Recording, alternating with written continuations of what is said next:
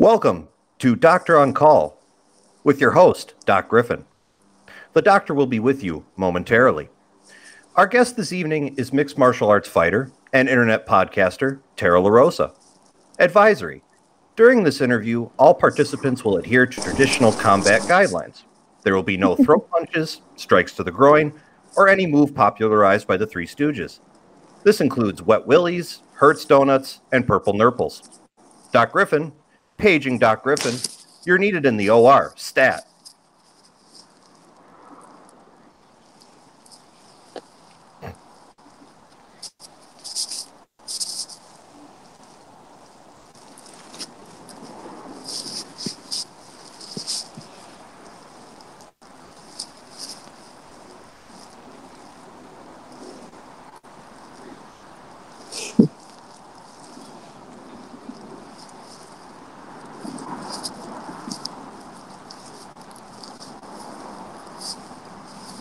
Hey, what's up? Great. Yeah, I'm in the Pacific Northwest right now. Yeah, it is. So far so good. Haven't gotten into any crazy shit. Just wrapped up teaching a week for sheepdog response program, so that's always fun. Now I'm Oh, just chilling. we'll have to get into talking about that. And yes, Oh, for I I, sure. I, I apologize, everybody. Normally, I always have my OBS volume turned off, and I forgot to turn it back on. God, I feel like such a noob today. It's been a while since we've been back, so please forgive that. Now, the one thing that we always start off with is because we like to go to the foremost authority when we're discussing people. And when we're discussing Tara LaRosa, I can't think of anybody better than yourself. Well, I am me. Uh, I, so, so I guess I'm supposed to be an authority, but I gotta tell you, whoever made my Wikipedia page knows me pretty damn good because they knew stuff about me that I didn't even know. So I was like, wow, right on. Okay, cool. yeah, that's pretty So nice. I might not be the one for the job. Well, fandom always helps because, you get to the point where you forget things because it's your life and you're moving so fast through it. And the fact that I get punched in the head for a living. Yeah, that could have something to do There's with it. that. Now, of course, I love starting off with from the beginning. Now, you were born and raised as a Jersey girl? Yeah, for sure. I am born and raised in Woodstown, New Jersey. Everybody thinks of New Jersey as being like dirty Jersey, like what they see in like The Sopranos or that movie Copland or shit like that. It where I'm from is not like that at all. That's only kind of like that's only actually a kind of a smaller portion of New Jersey. Where I'm from is all farms. I'm from Salem County, which is the least populous county in New Jersey. So Um, it's rural. yeah, yeah, very. Like New Jersey is the most densely populated state in the country, but um, my county, the population, last time I checked, the population was 64,000. And biggest, um, the next biggest one is 120. So that tells you, like, kind of how sparsely populated it is. Like, I lived on a farm, I grew up on a farm, and we had 35 acres. So, yeah, and that's a small farm, too. So, yeah, So did you yeah. grow up around siblings? I have a sister.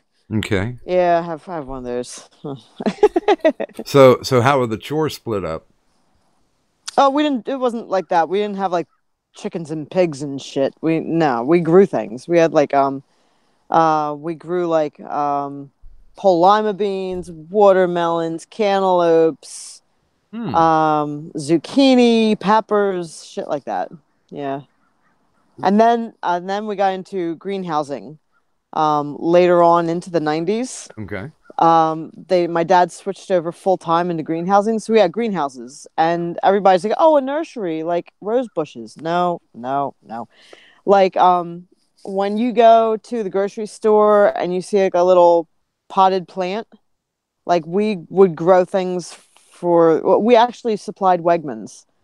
For those of you on the East Coast that are familiar, Oh, yeah. we used to have the Wegmans account. And so whatever, if you bought flowers from Wegmans from 2008 to 2015, I think, those were from LaRosa greenhouses. That was from my family's place. Wow. Now we have a lot of, where I'm at, we have a lot of sod farms. Yes, So right on. So I completely... We have a huge sod farm right up the road. Yeah, so East Coast sod. They're enormous. It's beautiful too. It's just green. It's beautiful. Yeah, there's definitely keep off the sod signs posted. Oh yes, yeah. But yeah, there. Now, living in agrarian style, did you get any different perspective as far as the type of field that you wanted to be in? Was this something that you wanted to slide into farming or doing the nursery setup, or were you looking to go a complete 180 as a kid? I knew that wasn't my passion. Like that was my dad. My dad's just amazing at growing anything and everything. I really wish weed had been legalized. Like when we had the farm, they just got rid of the farm. We just got rid of the farm recently. But he can grow anything. He is amazing. Like seriously, even the hardest plants to grow, he was amazing. Now, but not. I can. I mean, I know probably about as much about greenhouse growing and stuff like that as I do about MMA. But your preference wasn't towards your green thumb then? No. I just I didn't know what I wanted to do when I grew up. I had no idea. Like I knew that I didn't want to be a teacher. That's the only thing I knew that I didn't want to do. Mm-hmm. But anything else, I was just kind of like, oh, I have no idea what I want to do. I went to college basically to extend my childhood, as people do. My parents bribed me to go to college, and it was also a way to prolong my athletic career. I was really, really good at field hockey, and I got a field hockey scholarship. So I went to college on scholarship to play sports. Okay. And while I was there, I happened to get an education. So... what was your major? Did you do general studies? I did physical education. Okay. PE. Yeah, it kind of fit because I was pretty good at athletics, and yeah. Well, when did you first know that you had a knack for athletics?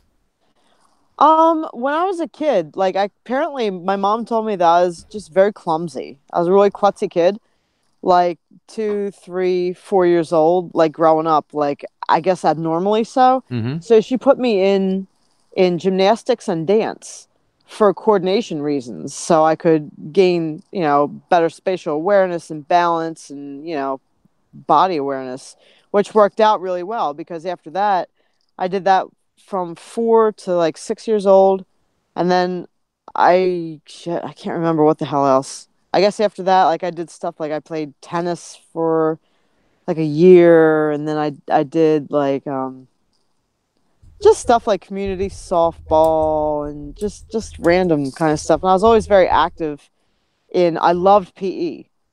I loved gym class. It was my favorite class ever. And this is back in the day when we would have gym class 4 days a week. Mm-hmm. It's not like the kids have now. They have it once a week. No, we had gym class 4 days a week. So we were always running around and doing stuff and learning new games and learning new sports. And that worked out for me. I wasn't very good at science or English or math or history or nothing. I was good at art class, gym class, and music class, and and lunch.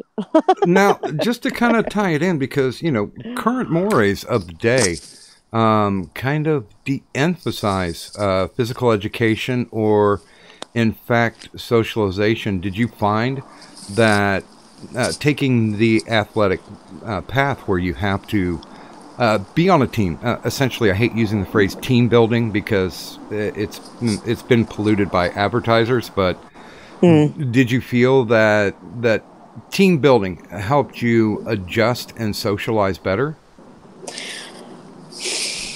I don't know. I was really socially awkward as a kid. I don't know. I'm not entirely sure why. I was just a very literal kid. Like everything is very literal. I didn't pick up on social cues very well. I'm not entirely sure why.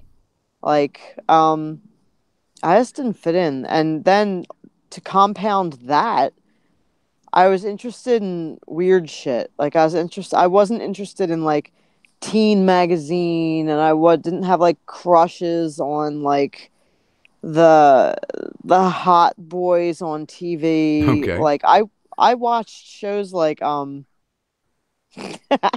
like I really liked uh shows like the A Team and MASH and Renegade, Xena, like shit like that was like based around some kind of hero, struggling to overcome some kind of a adversity and then prevail in the end. Like that's the kind of shit that I was really into. And anything martial arts.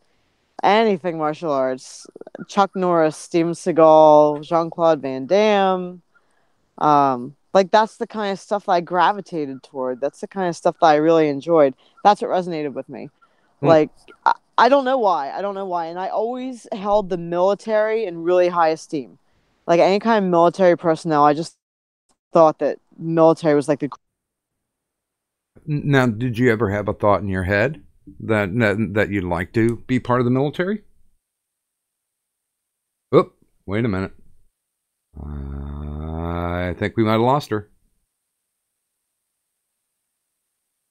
Okay, I'm seeing her icon up, but I am not seeing it react. Wait a minute. Let me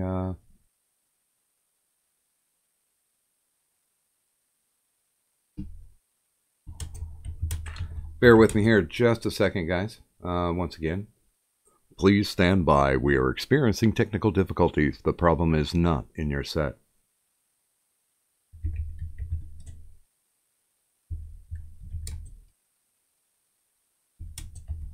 Let's see here.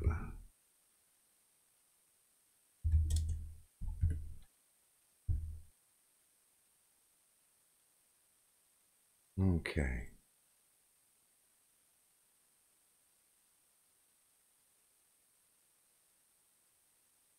Yeah, I don't think they're triangulating on her. I think we're okay. Let's see here. Let me also go ahead and drop something quick here on the Twitters.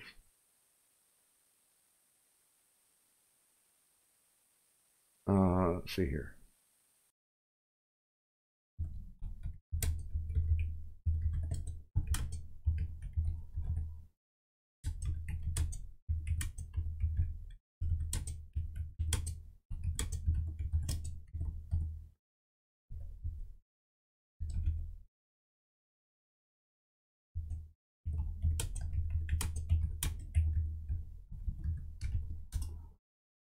Okay, there we go. Sorry, guys. Since I'm a boomer, it's a little bit difficult to be able to type and talk at the same time. Thank you, hey man, nice shot. By the way, we did have some new names, so let me just go ahead and throw some hellos to Nabra. And I think there was one more, Matt W. And Mikhail Nilsson. Welcome to the show, everyone. And hey, if you're unfamiliar with any of Tara's content, down in the descriptor, we do have Tara's link to her Twitter. We also have the link to the podcast that she runs. So if you don't know she podcasts, she certainly does. Right there it is. Go hit it up and take a listen after you're done here. And let me also give Smile a wrench here real quick. There you go, Smile. Yeah, she's dropped out. She's reloading right now. So we're getting a reboot. not a Spider-Man franchise reboot. I guess I should also just throw out real quick while we've got the moment. Hi. Hey, welcome back. Oh my God. Welcome back. Hey, my phone totally died. Like the app like totally sucked the life out of my phone, like hardcore, like bad. Yeah, they're Google and Apple are continuously at war, and Yeah, they make they don't like nothing each other. easy. You can't Of cross-platform. course. So, I was saying before technology foiled us. Did you ever have any thoughts about joining military service? Oh, I did for sure. I wanted to so bad. Like, I remember my first thought of it was like when I was in second grade, like when I was a really, really little kid. I don't know how I knew what a Navy SEAL was, but I wanted to be the first woman Navy SEAL. Hmm. I have no idea what the deal was. That like second grade for me was 1985. Didn't they Shit. just recently get a 85, female 86. Navy SEAL? Yeah, they did, but that was definitely not an option back then. I don't Mm-hmm. know what that was all about. I have no idea how I even knew like what that was. But yeah, and then like as I got a little bit older, I wanted to be a Marine Corps sniper. Like this is when I'm a kid. Like I'm a Yeah. kid, dreaming about this shit. And so my parents were really not into me going into the military at all. Like they were extremely against it. Like my mom told me that if I tried to enlist, she would tell them that I was crazy. And so they wouldn't let me like join. Like yeah, they're really adamant about me not doing that.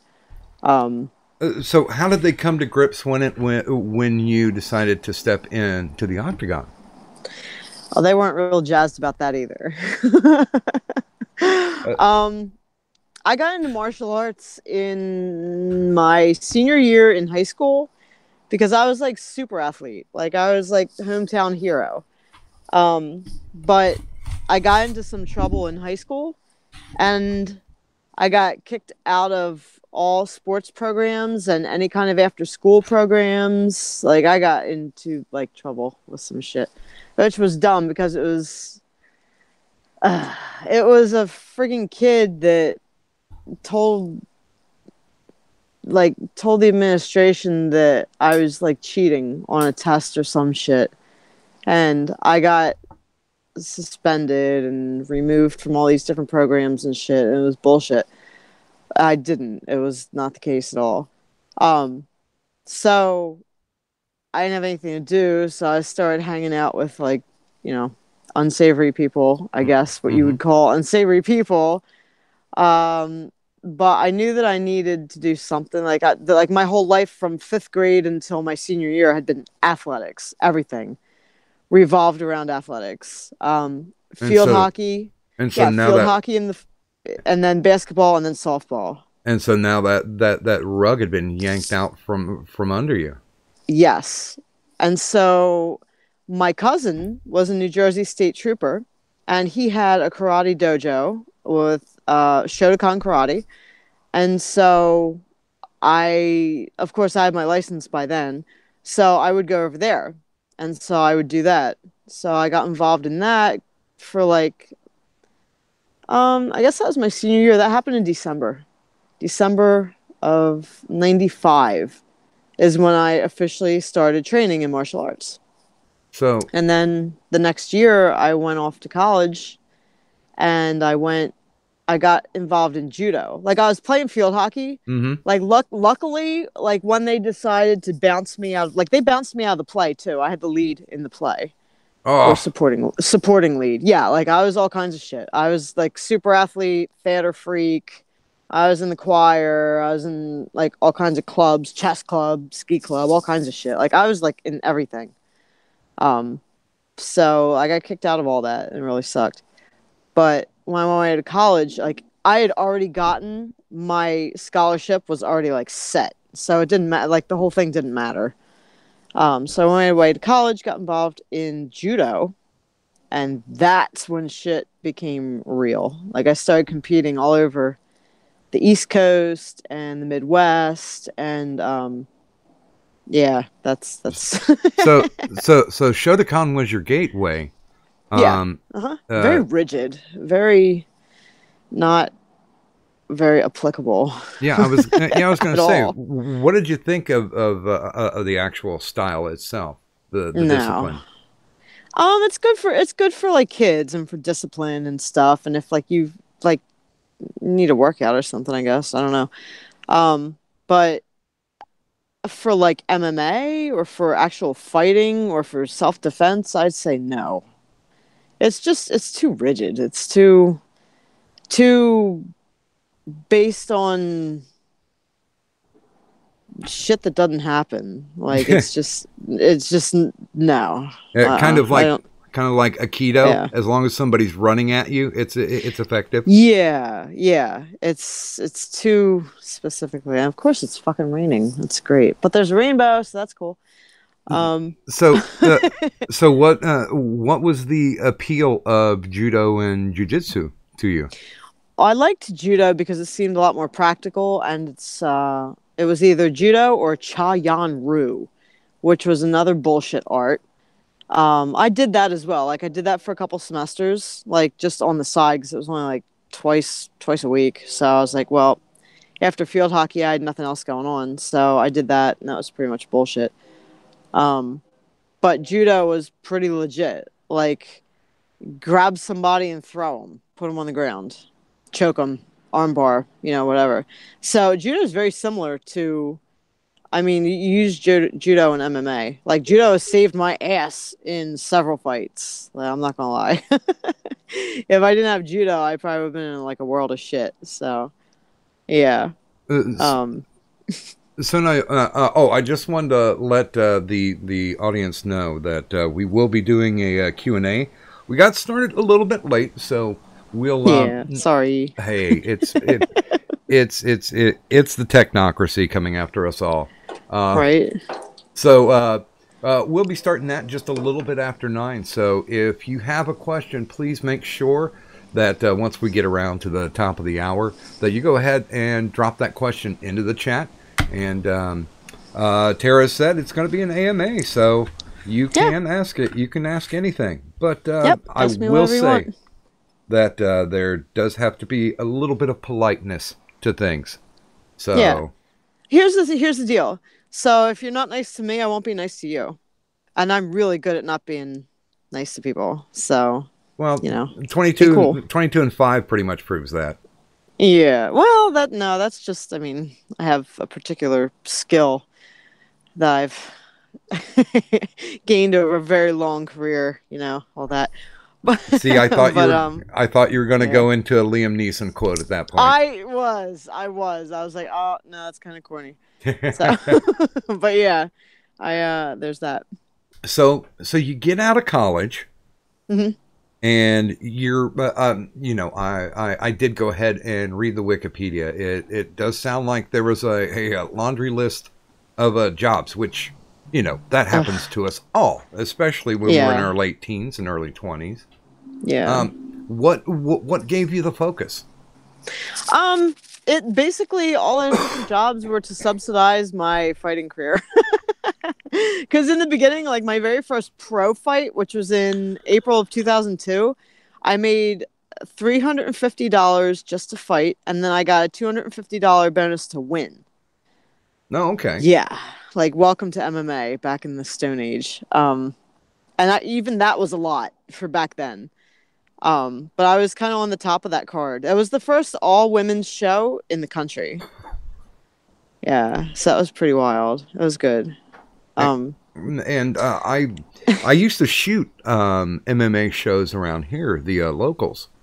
Yeah. And I always found that, and you can correct me if I'm wrong on this, but it seems that the brutality when it comes with the female fighters is much more heightened than it is with the male fighters. Brutality? Yeah, like it looks like people are getting thrown a beating worse. Is that because of how you were raised culturally? I- Is that your cultural perception of it? Because the moves and the techniques are no different than what the men do. Yeah, I know. Yeah. I spent time as a bouncer, and Okay. I I got kind of also bounce. I'm also a bouncer. yeah. I kind of got used to watching females fight more than males did in the bar. Mm-hmm. You know, those were the kind of dives that I was checking doors with. Right on. But now, the reason why I asked that is because that's the exact answer that I wanted. I wanted to make sure that it is a misconception, because you guys are all on the same level. You're using the same skills. You're using pretty much the same fighting techniques.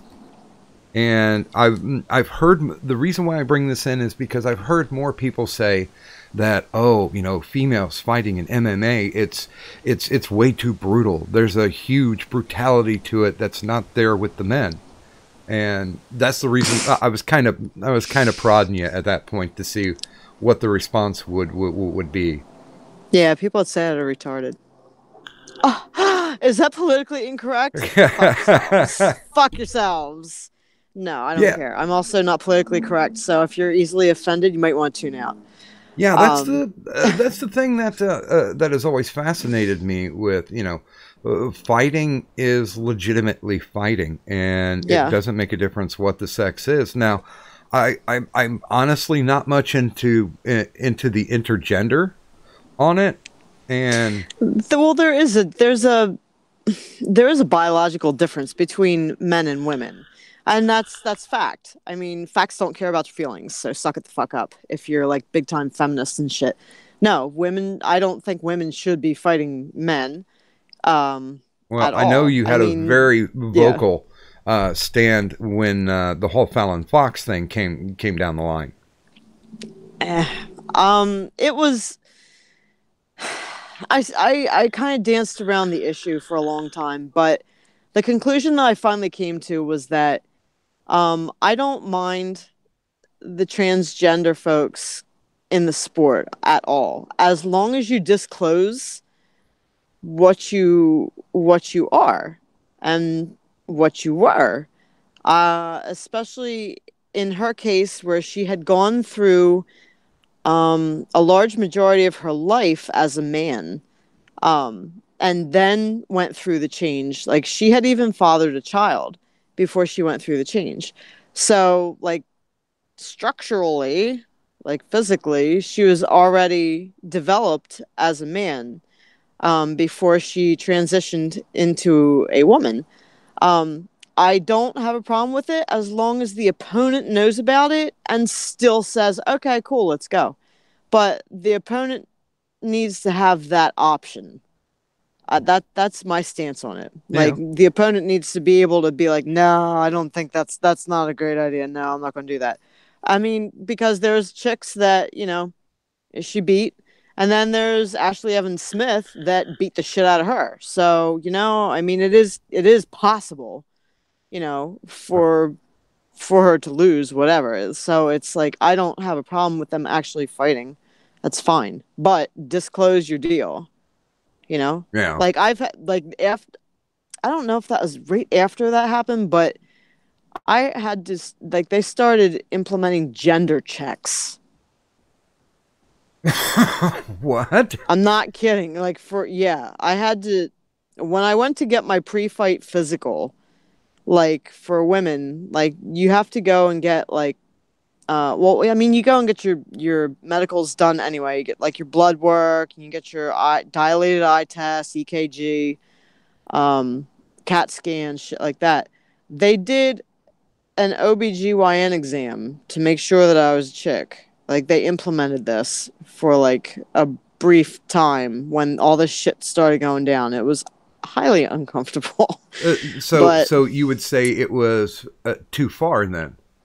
I thought it was a little ridiculous. I mean, but I get it. I totally get it. The thing is, though, it was on the paperwork that it had to be done, and the thing the thing that blew me away was that where I went in New Jersey, in South Jersey, to get it done, like, the lady that did my medicals had known me and my family my whole life. So it was just fucking bizarre. It's like, all right, whatever, just get it over with. So she was just rolling her eyes then. Yeah, totally. So yeah, but that was awkward. Yeah. Oh yeah. To say the least. I would imagine. Yeah, I've had some plethora of awkward shit happen, like in the MMA world, like because of oh god, man, Massachusetts. I'll never fight in Massachusetts. And I don't like. I'll steer anybody from fighting in Massachusetts. Like fuck Massachusetts.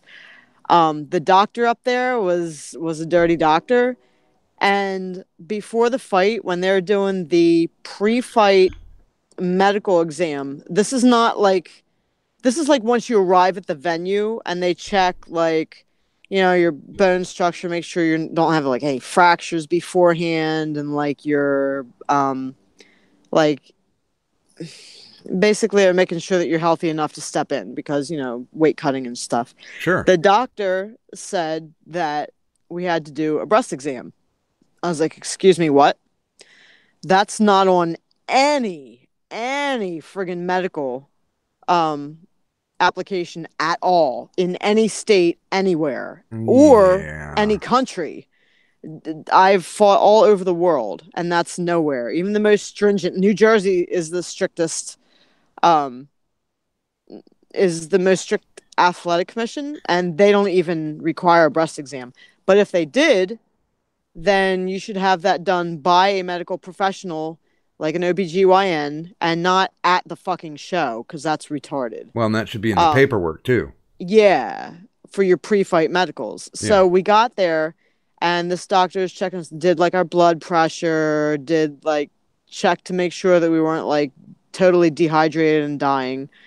And then said, okay, well, I have to do a breast exam. I was like, excuse me, what? And this is when I fought Roxanne Modafferi. So he said, I argued it because I'm a bit more vocal than Roxanne is. Yeah. Because I'm a just fucking bitch.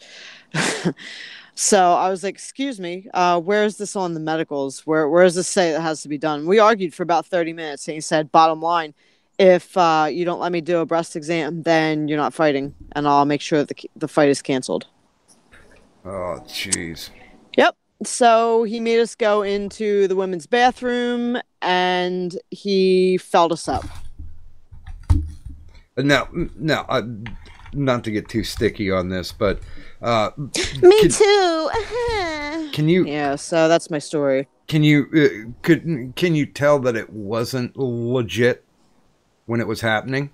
No, like it wasn't like a sexual thing. Like he didn't like get all like.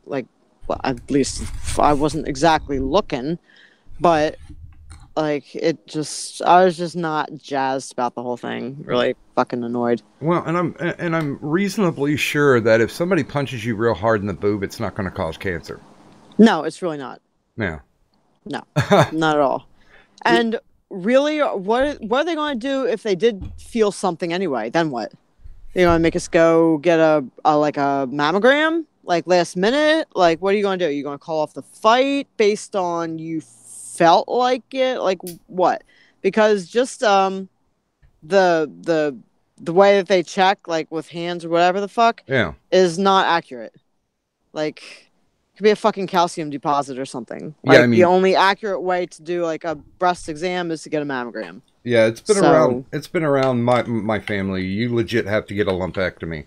Yes. Yeah. So I was really pissed off about the whole thing. So fuck Massachusetts and fuck the doctor up there. And what a lot of people don't realize is that state by state there's similar regulations, but some are different. Yeah. But that was nowhere in the regulations at all that you had to get that done. Oh no, I'm not providing any type of defense for this guy. But sometimes. Now, have you ever been surprised, besides that, of getting to a fight and something about the state regulations surprising you?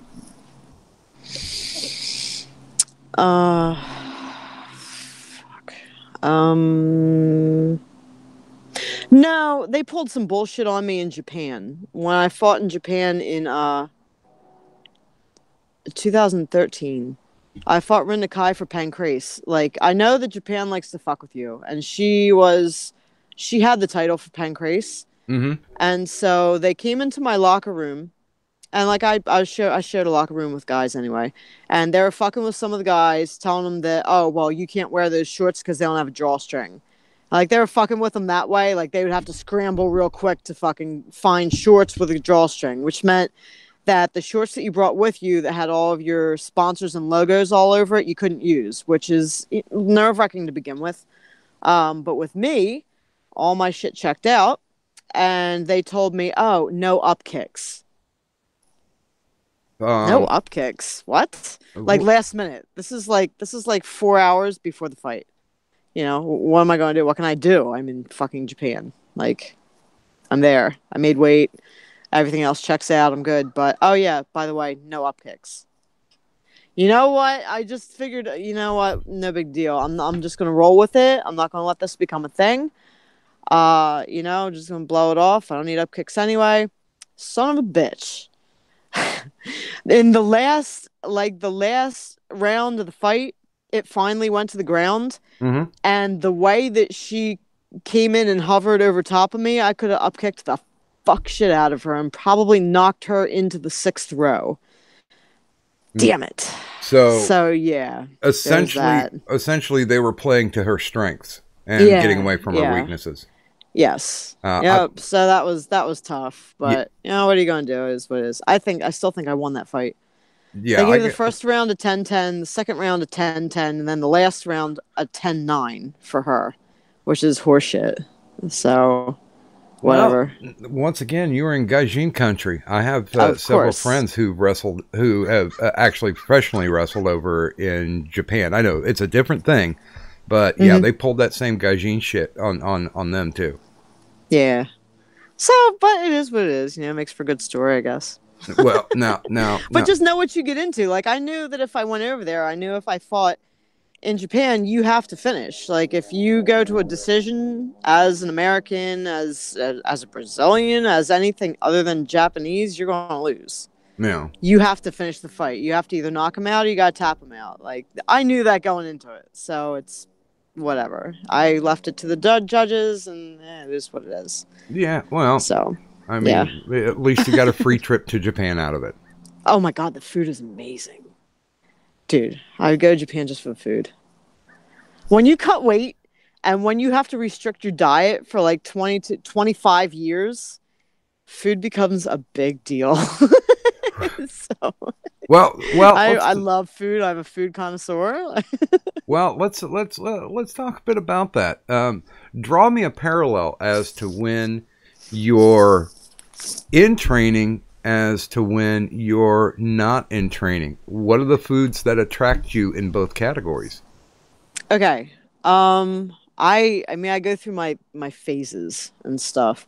I eat relatively clean to begin with. Like, I don't eat fried foods. I've never liked fried foods. As a matter of fact, I stopped eating fried foods in 1997. Yeah. That's when I stopped eating fried foods. So I'm not into that kind of shit. I used to have a real big thing for bagels, but I'm gluten-free now, so I don't eat bagels. Now, like, my thing is barbecue. I love me some barbecue. Like, seriously, that's my favorite shit. Whenever I drive cross country, I stop at like multiple barbecue places and I have barbecue because that's my favorite. But okay, so what city do you look forward to when you make that barbecue stop? Oh God, let's see. Amarillo, Texas. Yes. Tyler's barbecue. Oh God, that is so good. And then there's one in Kansas City, Joe's barbecue. Oh my God, it's in like this gas station. It's like a big, like, fancy kind of gas station with like a restaurant in it. Yeah. But it's the best. That's in Kansas City. And then there's Central Barbecue in Memphis, which is good. I like Carolina barbecue, like that vinegar based. Oh my God, it's so awesome too. See, so I can't eat them anymore, but Hush Puppies. Yeah. Oh, God, Farmhouse. Yeah, I was Yeah. going to say I lived quite a while in the Carolinas, and Me too. wow, it was. I lived in Mint Hill, just outside of Charlotte. I lived in Salisbury, North Carolina. No, okay.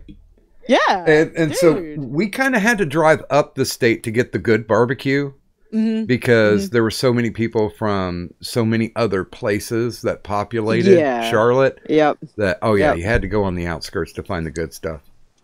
Yeah, we had this awesome place in Salisbury called Farmhouse, and it was so good.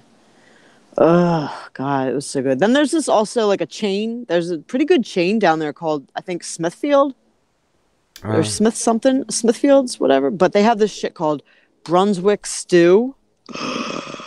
It's just the most amazing shit ever. I do not know what that is. Oh my God. I've been expatriated for about 20 years, so I haven't been in the Carolinas for a while.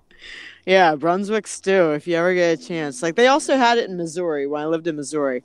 They had Brunswick stew, but not as good as it was in North Carolina. So, yeah. Like, I love me some barbecue. But, I mean, to answer your question, when I'm training for a fight, depends on how far out I am and how high my weight is. So I fight at 125, and generally speaking, in a perfect world, I walk around at like 143 or 145. Okay. So that'll take me anywhere from like 4 to 6 weeks to make weight. I clean my diet up like big time, which means I cut my sodium in half because usually I'll keep decent sodium. I'll cut my sodium in half. I cut out any kind of carbs, like starchy carbs, like rice and pastas or breads or anything like that, potatoes, bananas. Like I don't do anything like that, and I stick to fruits and vegetables and meats. So then I'll also look at portion control. So I'll cut down how much I'm eating, and then times a day. I will try not to eat anything after 9 o'clock. But that also depends on when I'm training. So when I was down at Jackson's MMA, we used to train in the morning, had our hard training in the morning, and then I had sort of a lighter training in the afternoon and probably strength and conditioning somewhere in between. But I wouldn't eat after 9 because I would go to bed at 12. So that was one of my little restrictions. So these are things that I implement when I go into a fight. And then I'll start doing stuff like cutting different things out of my diet. I'll cut down sodium again, and then I'll go to I'll cut out red meat. And so I'll just stick to chicken and fish. And then as I get closer, I cut out chicken and I'll just do all whitefish. And as I get closer yet, I'll cut out fish and I'll stick to steamed vegetables and fruits in the morning. Like I'll do my sugars, which fruits sugary. Like I'll do that in the morning, like some pineapple, strawberries, blueberries, shit like that. But like at night, I'll eat like a mountain of broccoli, like steamed broccoli. Mm-hmm. I can honestly eat like a pound of broccoli at a time. I love it. I love broccoli like to death. Like seriously. Oh. I know that's weird, right? No. I mean, you My learn wife to love gets that kind on of shit. my wife gets on broccoli binges all the time. Oh, I love it. There's so many different things you can do with it too. Put balsamic glaze on it. Oh Or God. Okay. I just want it to not smell up the house for 2 days. It does. It stinks the house up pretty good. But since I usually live alone, it's not a problem for me. But I used to go home and my mom would be like, "Oh my God, did you cook broccoli again?" I'm like, "Yeah, I did." Sorry. But yeah. Now, but then as I get like a week out, that's when shit gets critical. That's when I am down to my broccoli, cucumbers, what the hell? Celery, stuff that's watery bait, like really watery, and like it flushes. And then I'll do water loading, and that will depend on being a female. We have to deal with our menstrual cycle. So depending on where you're at, I keep very, very good records, and my body is pretty regular. So depending on where I'm at, I may start 7 days out with a water load where I'm trying to get down 1.5 gallons or 2 gallons a day, and then gradually decrease that until my weigh-ins, which like it'll flush the rest of the day. I'll cut all sodium. No sodium whatsoever. The only thing I'll flavor my food with is like vinegar. That's it. Like red wine vinegar. Okay. Like I won't even do balsamic. I'm just very strict about that. Oh, peas. I love peas too. But so I'll do that, and then I'll do the water flush, and it's 2 gallons, and then 1.5 gallons, and then a gallon, and then just depends on how I go. After that, it would be like 3/4 of a gallon, half a gallon, quarter of a gallon, eighth of a gallon, like depending on how many days I have left. Until the last 24 hours before weigh-ins, I cut out all water. And depending on what my weight is, food. Like I'll have like 1/4 of a cucumber. Wow. Something like that. Like, yeah, like something very minuscule, but just enough to keep like energy levels going. Mm-hmm. Like a little bit of broccoli, like a couple ounces of broccoli, but just enough to keep my metabolism like working, and just keep going. Like I'm sure there's better methods now, but that's what I did last time. Well, back in my day, if we were about 1 pound to 2 pounds from making wrestling weight, mm-hmm. we would do headstands. Yeah, I know. I've heard of that. I've totally heard of that. I don't leave it up to chance like that because scales are different. So, high school wrestling. So, gotcha. Yeah. Now, one of the things that I'm really, really curious about, because I'm always curious about that first time. So let's roll a clock back to April 13th, 2002. Okay. You're getting ready to go into the ring with Shelby Walker. Yeah. And this is for hook and shoot, I believe. Yes. Okay. Yep. I'm there. I remember it. Like I'm living it. What do you want to know? Oh, well, walk me through the experience, because I'm sure you had sparring before you did any of this, but how did the playing field change? What were you feeling when you were getting ready to walk into your first pro fight? Fucking terrified. Completely terrified. It was fucking, I was having like, it was bad. Like I threw up in the back. Like we were down, it was the Evansville Memorial Coliseum. I'll remember it forever. And like there's this nasty ass bathroom down in the back underneath where we were. And I barfed. Like I'm dry heaving because there's nothing in my stomach because I just can't eat before a fight. Like, and I'm like extremely neurotic. Like I'm OCD. Everything has to be lined up. Everything has to be like in its place. Like yeah, bad. Like I have really bad nerves, and they've only gotten worse, to be honest. It never got better. But so back in the day, like back then, I used to walk around in all black. Like when I'd go to a show, like I'd wear like these black Adidas pants and this black cutoff. It wasn't cut off, but it was almost like a rash guard with no sleeves, and it was black. And then I had a black bandana that was solid black, and I had these dark black shades that you couldn't see through. So that's how I showed up to fights. And to be honest, it worked. It worked out really well, because people were like terrified of me, apparently. Like everybody thought that I was the biggest fucking badass, which is what I wanted. But God forbid anybody had seen my eyes, because I'm a lot like I am now. I'm just like, oh my God, hi, how are you doing? Like I'll like chat you right up.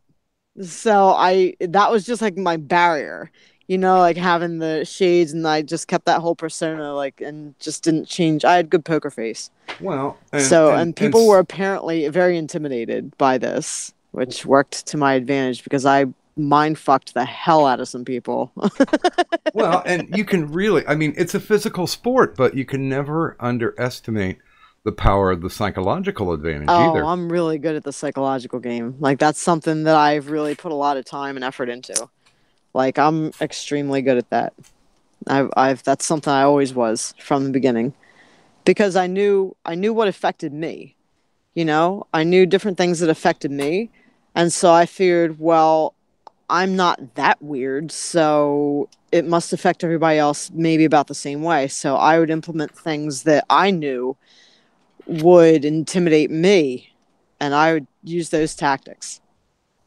Yeah, Well, like being aloof, like the way I carried myself and the people I was around, and I always stayed sort of out of the crowd and where people could actually see me, but I was not that approachable. Like I would do shit like that, like on purpose. Like that's how I was. It fucking worked out. Like it really, really did. Like well, I know people probably laugh or roll their eyes, but I mind fucked the hell out of a lot of people, and it was fun. well, and yeah, and that's the thing. A lot of people really don't understand about it. Is yes, it's a combat sport, but it's not. People just punch each other into the ground. No. There is a lot of psychology to it, and Yeah. there's a lot. It's what I used to call physical chess. Oh, for 100%. Human chess, for sure. Yeah. It absolutely. Like, so I was so nervous. I was so nervous that we choreographed the first 30 seconds of the fight.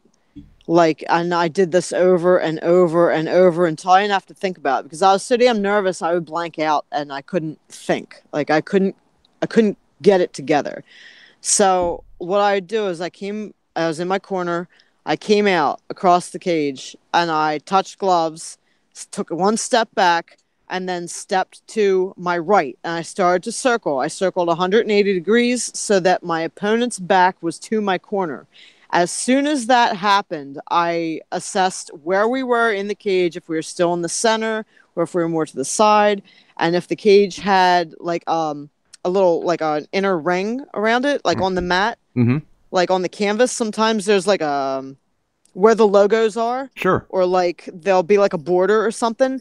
Depending on whether that was there, I would gauge how far my opponent was to the actual fence, and I would just launch myself, and I would just immediately go into a flurry. Well, first I would fake a kick to see if they were going to check, Mm-hmm. because fuck getting your kicks checked, that sucks.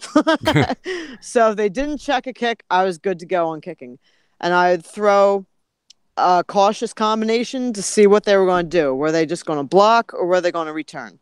And so once I found those two things out, then I would launch a combination and a flurry, and I would back them up against the cage in my corner so I could hear my coach. And then we went from there, because then I could hear what was going on. They could give me instruction if I needed it. And yeah, so that was the first 30 seconds of every fight, Now, pretty much. now, here's the thing, and I don't know if this can be described easily, but like when I wrestled in high school, I couldn't hear anybody's voice but my coach's. Yes, same thing. Is there any explanation to that audio tunnel vision?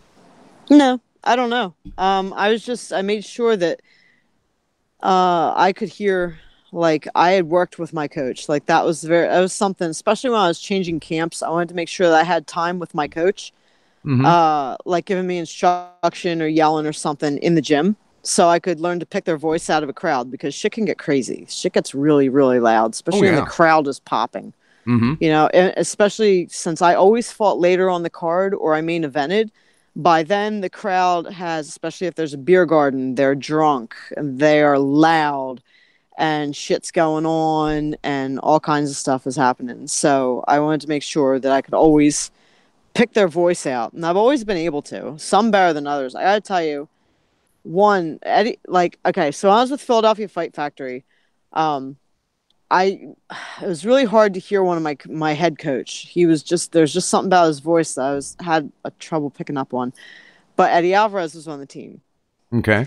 So whenever Eddie was there, he would repeat everything that Steve said, and there is no way that you cannot hear Eddie Alvarez. There's just something about his voice that can cut through a stadium that you will hear. Like, it's, I don't want to say it's shrill. It's not shrill. It's just, there's just something kind of more higher pitched about it. You can't not hear him. Like, you hear everything that he says. So I was really like, that's like, I was really lucky in that aspect whenever he was there. So yeah, I had some good coaches though. Like, I had some fun coaches that I was able to pick out and everything. But well, who would you say brought you the farthest?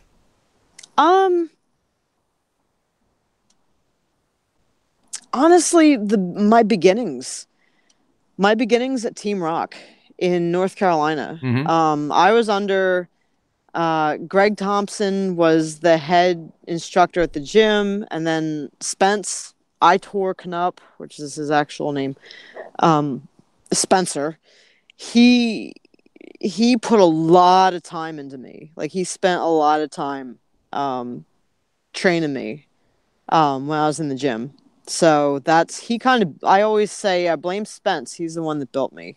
He's the one that made this monster. So for the first 6 years of my career, I was at Team Rock. And I would definitely say that somehow I was way ahead of all the other women in the sport. I don't know how. Absolute fear, like sheer terror. I don't know. Well, your extensive background probably had something to do with it as well. Well, I came in from a judo background. I did judo from 96 to 2001 before I even got into MMA training. So I was a second degree brown belt, which is right before a black belt. And I actually declined my black belt because I didn't want the responsibility that came with it. Damn it. Now that I think about it, I'm like, what the fuck were you thinking? But so anyway, I came in as high level judoka into training. And so, like, in grappling tournaments, in white belt and blue belt, I tore people up. And I would do the men's divisions and win. I think I even won a men's purple belt division, which was pretty fucking intense. No. Yeah. Do they have them set up into the weight classes as well? What, the grappling tournaments? For like a judo grappling tournament. So judo is different. Judo doesn't allow men and women to compete against each other. It's highly, highly regulated. I mean, it's an Olympic sport, so they've been around for a long time. Judo originated in 1882 in Japan. Like, that's when it first really became its own thing. And then, I mean, it's been in the Olympics for fucking ever. I think it started in 1964. That's one of the few things that I actually watch with the Olympics. Oh, I know, right? Yeah. That's awesome. But so coming from judo, I had a leg up on competing, just being out there. So jiu-jitsu and grappling tournaments not being as like nationally regulated, there was like no national regulation body or whatever. They would let women they would let me do the men's division because I could hold my own pretty well. I trained with all men. For most of my career, I've trained with all men, so it's not a big deal to me. And when you drive 8 hours to get to a tournament, and there are no women at that tournament, yeah, I'm not going to turn around and go home. So I just wanted mat time. That's it. So I would do, depending on what the divisions were, I would do the my weight gi and no gi, and then I would do the absolute divisions gi and no gi. And for men's, I would just do whatever, if they had my weight class, which was really rare because I was 135. If they had my weight class, I'd do that. If not, I would just do the lightest weight men's, which was usually 155 and sometimes 170. Oh, wow. Yeah. So I would do the men's like 155 and 170 pound division. And then I would jump into the absolute division too, which is open weight and open rank. Didn't matter. And so I jump into that. And I actually placed second in one of those. Like, nice. I came in second, which was pretty fucking badass. I'm not gonna lie. Oh, yeah. And I just want to let the chat know, please go ahead, start loading up your questions. Ooh, yeah. into the chat. We're going to get ready to do that. But I want to make sure that if you're not familiar with Tara's work, well, not like she isn't all over YouTube, but there is her link to the Twitter down there. There's also a link to her podcast. And hopefully we'll get into talk about that just a little bit too. Okay.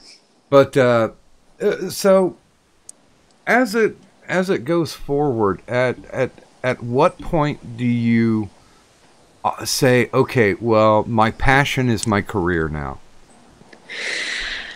I don't know when that happened. It just like my parents had always been like, all right, when are you going to get a real job? When are you going to settle down? When are you going to do all this? I'm just like, this is kind of what I do. This is my career. I mean, granted, I didn't make very much money at it because like I was Rhonda before Rhonda was Rhonda. Yeah. So like I didn't make, the most I ever made for one fight was like 20 grand. That's it. That's when I was with Bodog, and that was in 2007. It's been a while. Yeah.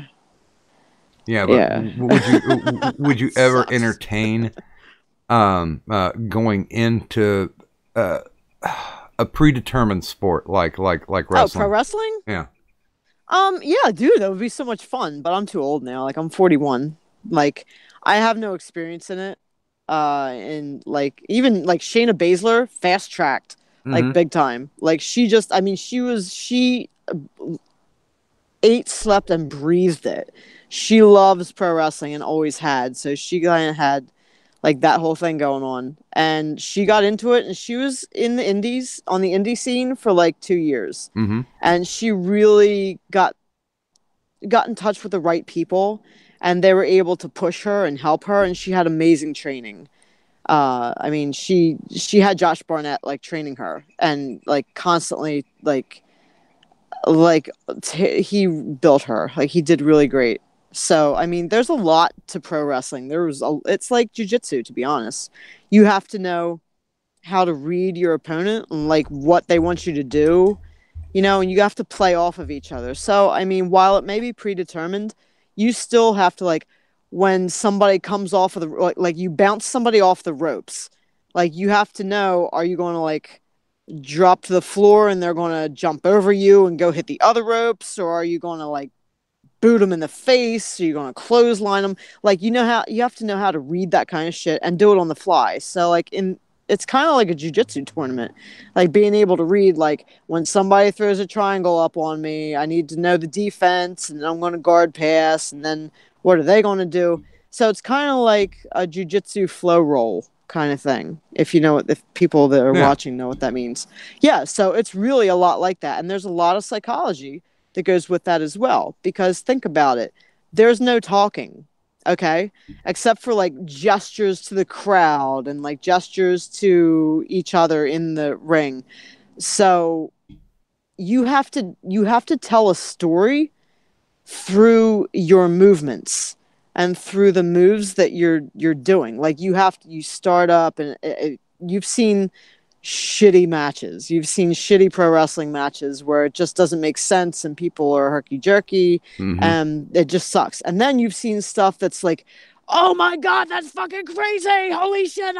Like, and that's when two people are just know each other so well, and they can feed off of each other's energy, and they know just the right moves that are going to escalate the story of the match that they're telling. It's like, it's really an art. Like, it really is. Like, there's a lot that goes into it. And I mean, as much as people want to say, oh, well, they're all on steroids.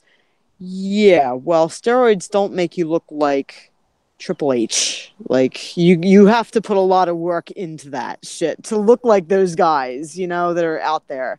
So there's a lot that goes with it. And then, you try jumping off the top rope and falling flat on your face or on your back or on your ass, and see how that works out for you. It's a lot of wear and tear on your body. Like, it's incredible. Oh, yeah. I would do it. I totally would have done it because it looked like so much fun. And I've always wanted to do like the extreme shit. Like, I want to get hit with like light bulbs and like tube light bulbs and Oh, barbed wire and tacks and shit like that. Like I'm No, all about it. no, you don't. You don't Yeah, I really. do. I was crazy. Like I would do all that shit, but I'm too old now. It would take me too long. And they want to assign people that will have some longevity in the company, and I'm like, yeah, I've already taken a lot of wear and tear, so Well, it wouldn't work for me. well, and definitely. I mean, because I've been around behind the scenes with independent wrestling for over a decade. Yeah, And right on. I have tremendous respect for those guys.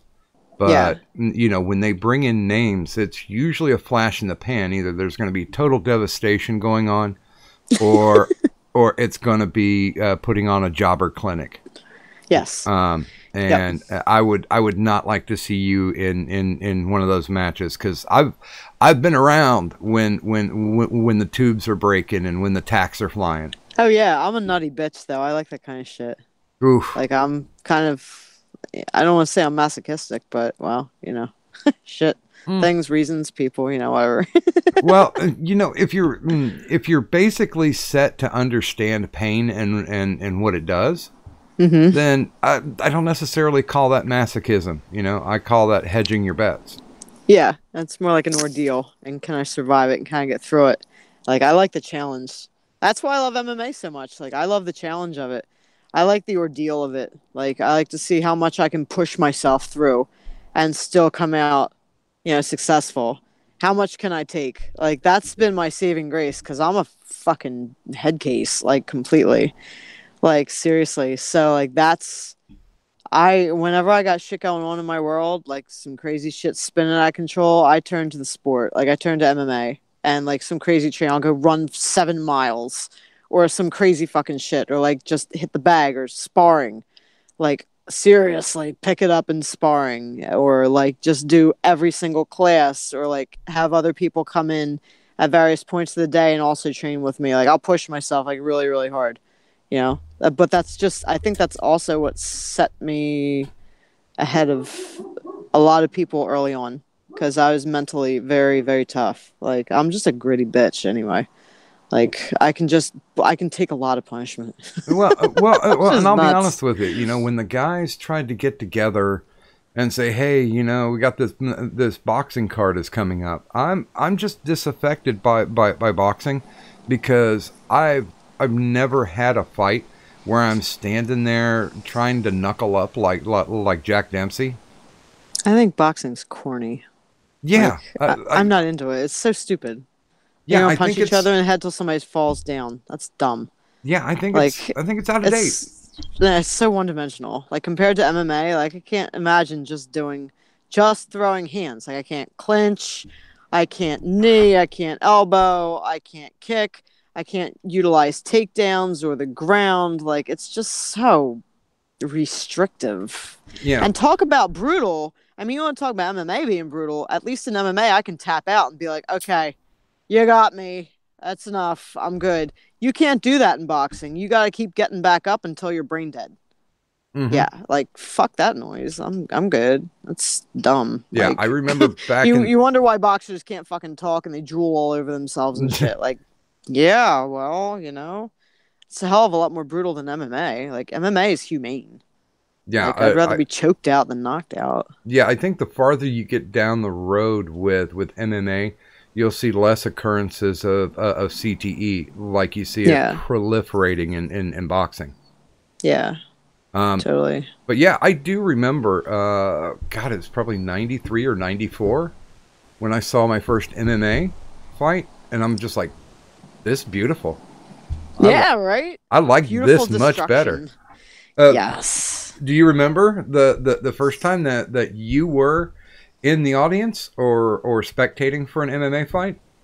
The first shit. What was the first show I ever went to? First show I ever went to was this little show down in Griffin, Georgia. Uh shit, what the hell was that called? Fuck. The God, only thing I I can't can call remember is the the name of the show. South. Matt Waller. Matt Waller was the promoter. And the first fighter that I ever met The first fighters that I ever met was Forrest Griffin and Rory Singer. Nice. Yeah, and that nuts. I think it was like Forrest's first fight. I was at that show. Wow. That was March 2001. Yeah. Wow. Yes, March 2001. I was going to say, I got a little more than a decade on you, so, yeah. Yeah, right on. Yeah. Well, I mean, I used to watch Pride, like, on pay-per-view. Yeah. Oh, my God. My mom used to get so mad because I'd buy the pay-per-view, and they're kind of expensive. She's like, what is this? I'm like, I don't know. What? Well, I found it to be a natural evolution because, back in my day when I was, around, I guess, battle age, we used to do Tough Man contests. I did Tough Woman tournaments. I did Tough Man tournaments. Yeah, I did. Nice. Undefeated. Like, they banned me from them in North Carolina. So I won 5 of them, and they were like, you can't compete anymore. I'm like, what? Like, they actually, like, looked into me as they thought that I was, like, a ringer. Like, they thought that I was, like, professionally trained or some shit. Oh, hell. I wasn't. I was just tough. I didn't fall down. I did one run in the early or late 80s, and I won the first match because the guy came in on me, and I ducked him, and I tried to throw something, and he backed up, and when he backed up, he stepped weird on his ankle and broke his ankle. So I won. Bummer. And then, super bummer. And okay. Then next That's round, cool. Right. round, oof. The guy came in and just beat the holy shit out of me. I've been there. So I'm like, I've been there in MMA. I've had the holy shit kicked out of me. Woo! Mostly in the gym, but there was 2 fights that just definitely didn't go my way. It was pretty bad. Yeah, I'm like, I'm gonna go sell popcorn. Yeah, right. Yeah. I'll be over there. Now, we do have some questions in the chat, so let's rip a few of these. All right, cool. Bring it on. Jolly Rogers Bilgewater asks his token question. Okay. Who would win in a fight to the death, Gary Busey or Andy Dick? Gary Busey. Dude, Gary Busey is fucking crazy. That motherfucker. Dude, he's scary. Like, back in his prime, we're talking about in the prime. Dude, he was an intense dude. And he was nuts. God only knows what the hell he was jacked up on. Oh, brain damage because of those two motorcycle crashes. Well, that's okay. That adds into the craziness. So that's cool. Yeah, that works out. Oh, Gary Busey, by sure. Yeah, for sure. I definitely I interviewed him once about 10 years ago, and he was already off the rails.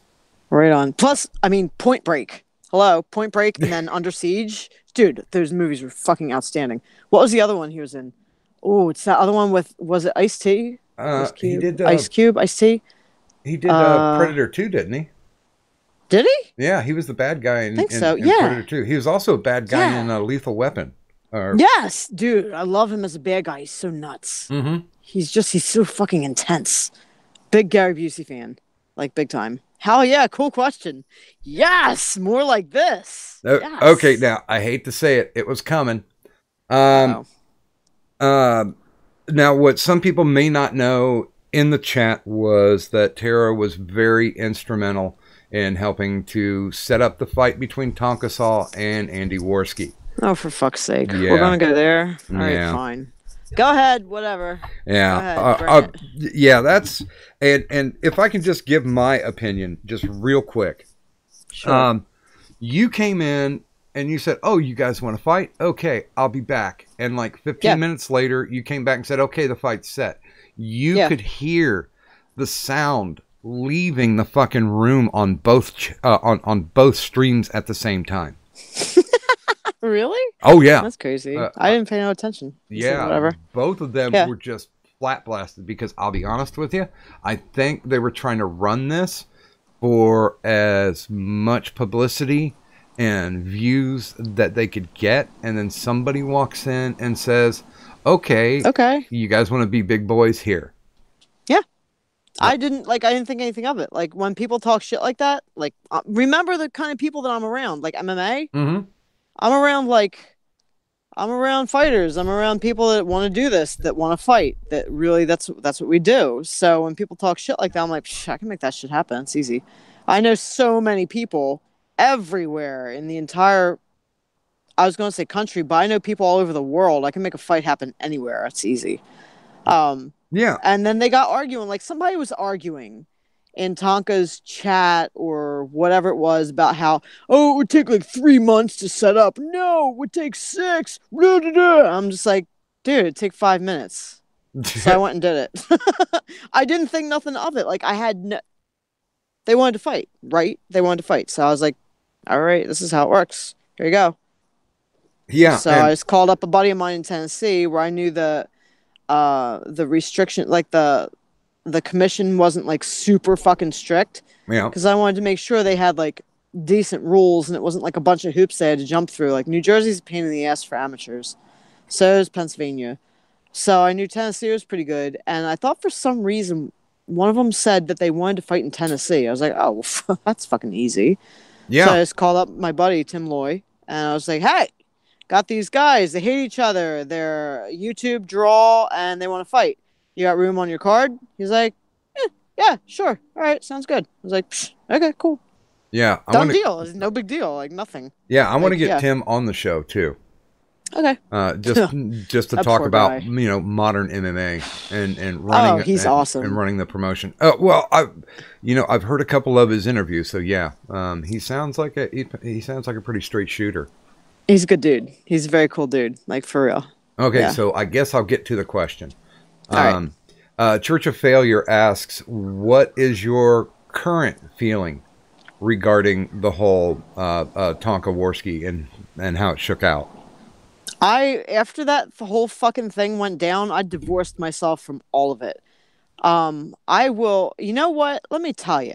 Let me fucking lay this shit out there. Andy was so easy to deal with. Like after we had that little shit show in the very beginning when he was like all mad and whatever, and after he like apologized and was like, okay, whatever, I'm sorry, this and that, shit sailed so smooth on his end. He did everything I asked him. He even went as far as to like go like do everything that I suggested when it became like about like doing like the pre-fight parties and the after show parties, shit like that. Like I gave him like all these different things because I figured like Tonka had told me that he's done fights before. So I was like, all right, well this guy knows what the fuck is up. So and he doesn't know anything. And so I gave him some suggestions like make t-shirts and do interviews and do like different shit that we usually do in MMA. Because I figured Tonka already knew all this shit. Dude, Andy did every single thing. He did his medicals. He did the interviews that Tim Loy wanted him to do. He did the pictures, which turned out to be a little weird. So I used a different picture. The picture was just not my bad. Sorry. That's why I had him do the picture. It was a good picture. The one he did that was in black and white with the mic and everything. Like, it was fucking good. No, way better better than a cartoon. The shirtless fucking stupid shit. No, I'm the one that decided to do the cartoon. Really? That was my fucking idea. Yeah, because Tonka looked like a dipshit too. So I was like, this is stupid. They both look retarded. So, all right, we're going to do this my way, which is a lot more appealing. That was me. If you want to blame anybody, it was me. No, so I just thought that was so weird. Yeah, I contacted the guy, or they contacted the guy that did their animation for the show. I said, hey, can you do a workup of Tonka with his arms folded, with like MMA gloves on or something like that? Because that's how people recognized him anyway, because nobody's ever seen him, right? Well, so kind of. Why would you put some dude on a fucking poster that number one looks like a fucking dork, and number two, people aren't going to recognize? Like, that's stupid. So I thought, you recognize Andy with the black and white and in his setup where he's streaming and with the mic and everything. It was a good fucking picture. So that worked. And then Tonka as the cartoon character, that worked. So I thought that was a lot more appealing from a marketing point of view than two guys standing there that were obviously not very athletic. So I was like, oh God. Well, they're athletic, but they're just not like. Well, I didn't want to. I didn't. They're just not good pictures. So that was me. Well, I did that. He entered back Blame into. Me. I don't give a fuck. I don't care. He entered back into indie wrestling, right? Oh, did he? Oh yeah. Oh, okay. Yeah. And like I said, I've been around indies for a long time. Very. Yeah. He played to the caliber of his physical nature, and so. Okay. After seeing that, I'm pretty sure Andy, because he just went, Andy went hog wild on the training and everything. Dude, Andy blew that shit out. Motherfucker was excited. He was like every now and again we would chat. Like I'd check in with him to see how he was doing. Like, hey, what's going on? Whatever. He was so excited. Like all the training that he was doing, all the shit that he was learning. I was proud of the kid. Like I was super proud of the kid. I was like, dude. You're the fucking man. Like that's fucking awesome. Tonka was a pain in the ass to deal with. He wouldn't talk to me on the phone. I had to go through Vamp. I had to talk to his fucking girlfriend for everything. I couldn't talk to him directly. And that was a pain in the ass because sometimes I couldn't get her on the line and I had a question that needed to be answered like immediately. Or I needed his fucking name. Just getting his fucking name was a pain in the ass. Yeah. And so they gave me his name. And then I guess that was the wrong name. Whatever. I didn't even know that until shit happened. Yeah. And so just everything was just a fucking shit show as they were. I mean, I don't blame Vamp. Like, she's just his girlfriend. But he wouldn't talk to me.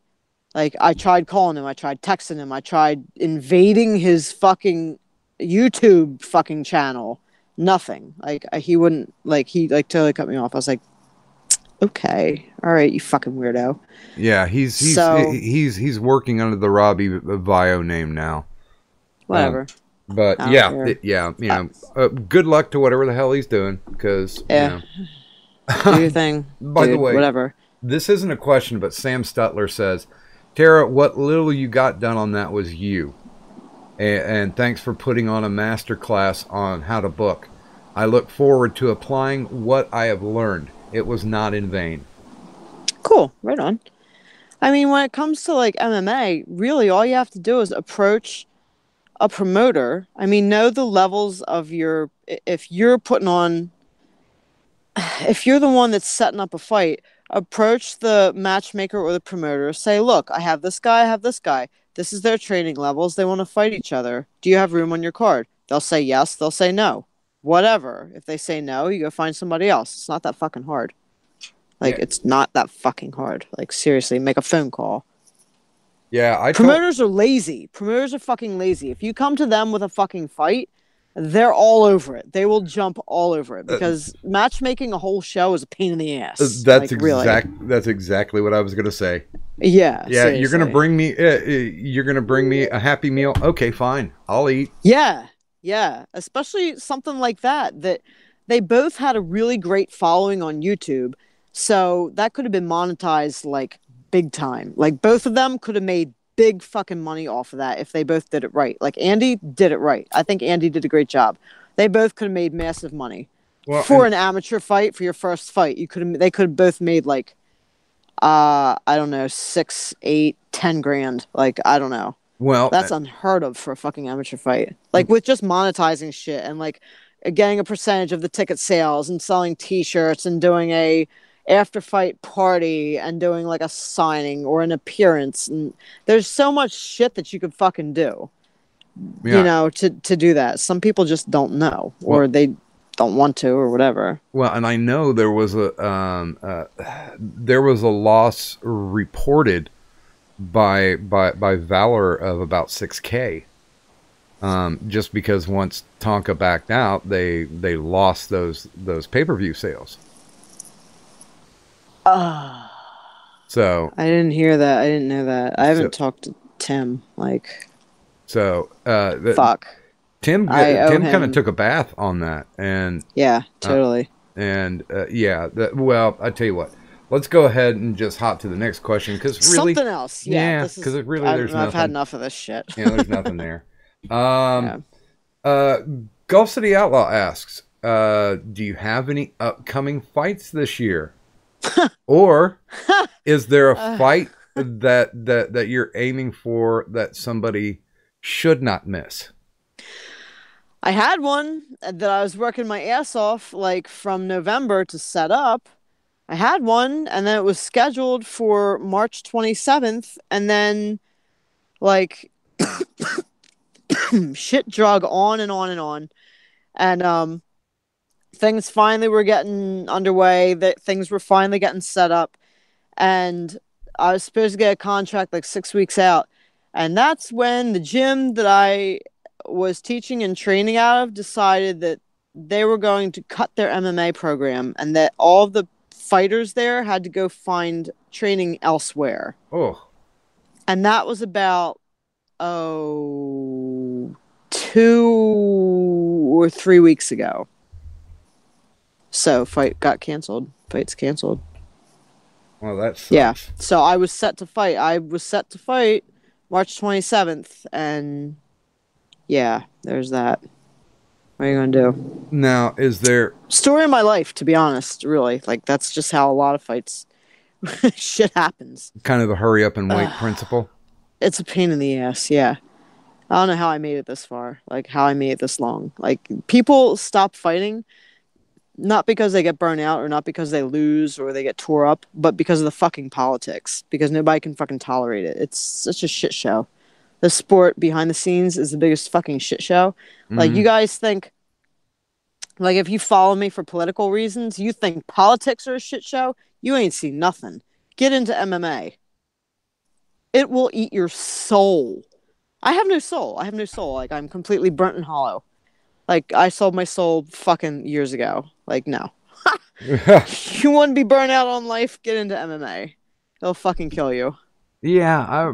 Yeah. And plus, you've got not only the psychological aspect, but you got the physical aspect of wearing down because you do have a definitive window as far as when you can compete physically. I mean, hell, what is it? The average age for an NFL player being at the end of their career is usually between 26 and 28 years old. No, that's a completely different sport. There's no comparison. Well, no, but I mean, people will wear down. Don't compare MMA to anything else. MMA is its own thing. Especially not the fucking WNBA, which is complete bullshit. Well, no, I just think MMA fighters people used to compare women's MMA to the WNBA, and I'd like want to fucking kill people. Like, I've never wanted to kill people so much before as when somebody makes that comment. Oh no! Like, the only thing, I'm saying like NFL. I'm not talking WNBA. Well, the NFL's fucking corny too. Like, football's stupid. Yeah, but I don't like football either. So yeah, but then again, I would think the window would be smaller. Even though, I mean, at max you've got what 9 minutes in the octagon. I would think that's a whole hell of a lot of wear and tear for a short amount of time. Nah, just depends on if you train smart. Like, I could still easily go and fight. I'm fine. I got shoulder issues.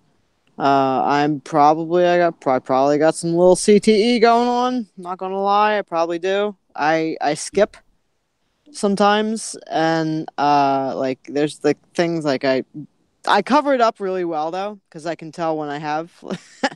Sometimes if you ask me a question and I start going into something like mid-sentence, I'm like, I lose it. Like, I can't. It's just gone. But yeah, I think MMA there's a lot more longevity. I mean, I fought up until how old was I? 36, 37? Like, yeah, pretty for real. Randy Couture started when he was 31, and he came from a pretty high level wrestling background. So, however long he did wrestling for, and then carried it on into MMA until his mid-40s. MMA has a lot more longevity, I think, than other sports. If you want to push it that far. Like, some people bail out in their early 30s, and I'm like, you're a fucking pussy. You could have gone longer. but whatever. Whatever. That's just me. I'm just like whatever. I have no tolerance for sandy vagina shit. So now following up on that, Eric Folms asks, what's the worst injury that you've ever had, either from a fight or from training? Fuck, I don't know. I've had my nose broken. I broke my hand. I've popped ribs. Popping your ribs sucks. Fucking sucks. You can't breathe. You can't laugh. You can't nothing. You can't even take a deep breath without massive pain. That sucks. Yeah. Stupid little shit like ripping the tendons off of your fingers. That shit sucks. Breaking your toe, like you have no idea how much you really use your fucking toes to grip the ground until you break one. Oh yeah. Like that's rough. I don't know. When I look back on it, I think the worst thing that happened was probably when I fought Jen Howe. I got the shit knocked out of me. She knocked me down 4 times and I only got up 3. And I don't remember anything after the second time. And I lost a good 36 hours. I can't remember anything. I don't know how. I've seen it on video. I didn't know how everything ended. I didn't know how the fight ended. I don't know how I got out of the ring. I don't know how I got back to the locker room. I don't know how I got dressed. I don't know what the hell I had to eat, where I went afterwards. Did the doctor check me out? I have no idea. I just know that it was so bad that I couldn't move my eyes. I was very light sensitive. I was nauseous, like throwing up and shit. And like I had to stay an extra day in the hotel because I couldn't fly. I couldn't leave. And I ended up actually driving back. Like it was down in South Florida. It was in Fort Lauderdale, Florida. At the time I was living in Raleigh-Durham, North Carolina. Okay. And I ended up driving back and not flying because I was so fucked up. But even after that, and like the guy that I was dating at the time had driven my truck down to Florida because the whole fight was a complete fiasco. Like that fight, the Jen Howe fight will be an entire chapter if I ever write a book. I swear to God. And then after that fight, we left the hotel. And we just were moseying on up the coast, up 95. We stopped here, we stopped there. The fucking transmission blew out of my truck. Oh. In southern Georgia, in fucking Jessup, Georgia. There is nothing in Jessup, Georgia. So I had to get towed inland to Darien, Georgia. And they got about 30 churches in one town. And every fucking church bell goes off every fucking hour. Oh. It was a guy, this older man, he was 65 years old. He rebuilt my transmission in his like cow barn. There was hay and chicken feed and shit and stuff all over. He rebuilt my truck in his cow barn. It was great. We stayed there for 5 days. It was a fucking adventure. Yeah, it was. Yeah, dude, I have so many fucking stories. I have so many stories. Like it's just ridiculous. Well, and yeah, I've had some experience with I've had like 15 concussions, but you know that's a you got a little CTE going on too. Oh yeah, that's youth well misspent. But I tell you what, the thing that fucking hurt was when I separated that cartilage in my ribs. Oh, that's the worst. It's the worst ever. Oh, you can't. I hate it. There is no way to sit. There's no way to lay. No. There's not a fucking thing you can do without pain.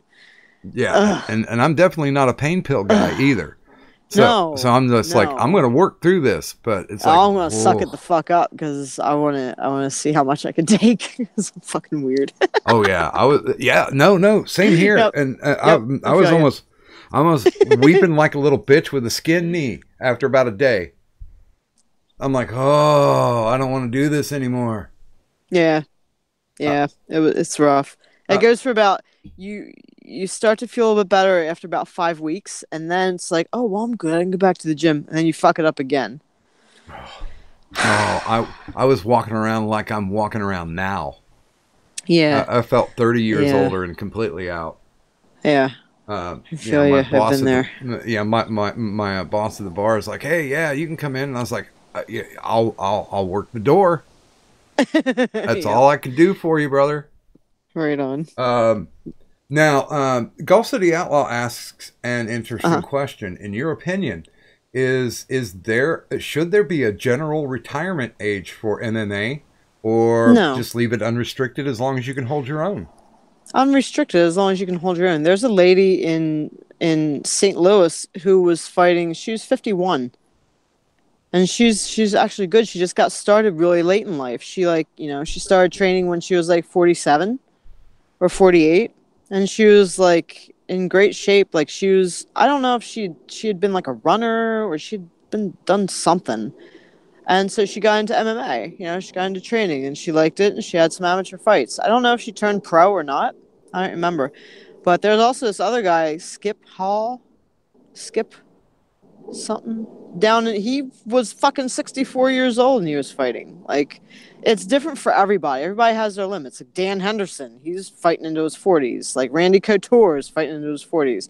Wasn't like Shamrock and he was 50 something when he fought Hoist that last time, which was a shit show. Yeah.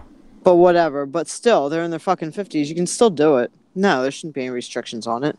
Like, I don't want somebody telling me that I can't go back and fight now because I'm over 40.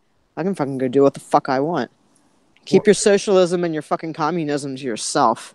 Well, don't regulate my fucking shit.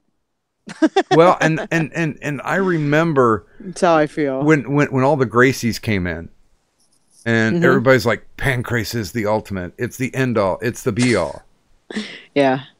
Now, what's your thought as far as, and somebody brings it up in the chat, having adaptive fight styles, not just saying, okay, well, Pancrase is the only way, or jiu-jitsu is the only way. What would you tell somebody for a practical answer? See, when people come to Sheepdog, like I teach for Sheepdog Response Program, which is Tim Kennedy's tactical combat course. Basically, we teach murder. We teach people how to kill more efficiently. That's kind of what it's about. People will ask us, so what's the best martial art to train in that could help me defend my life and my loved ones? And we say every time MMA, because if you can fight and you can be physical and you can be violent, then you can easily add weapon retention into that.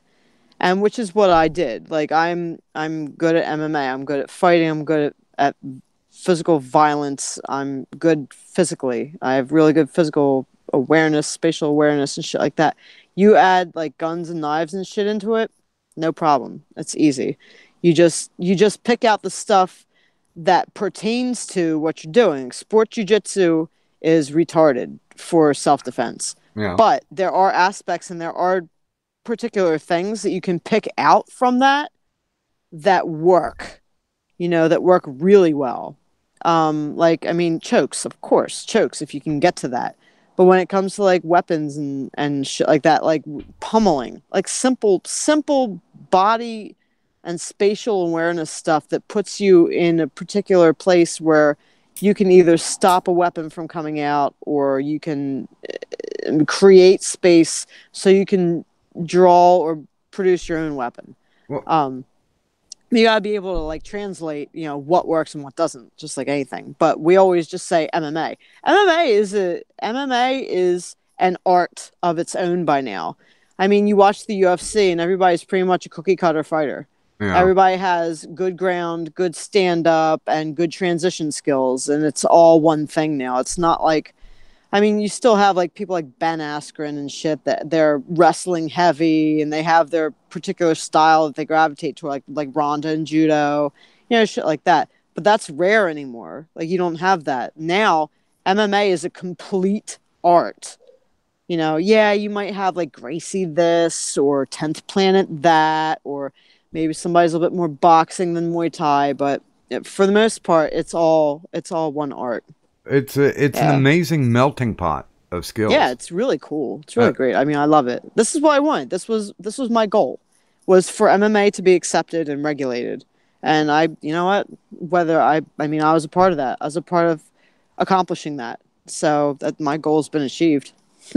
Well, yeah, I'm good. And can we talk a little bit about Mr. Kennedy's program? Because because I think it's pretty cool, and I don't think a lot of people know that it exists. Yeah, dude. Response program. So what is a sheepdog? A sheepdog guards the flock. A sheepdog looks out for the sheep and herds the sheep and guards the flock and alerts the steward or the caretaker to danger. So that's what a sheepdog does. So think of yourself as somebody who is trained and responsive to some kind of a violent situation, whether it be an active shooter or whether it be, in a self-defense situation, a domestic situation or some shit like that.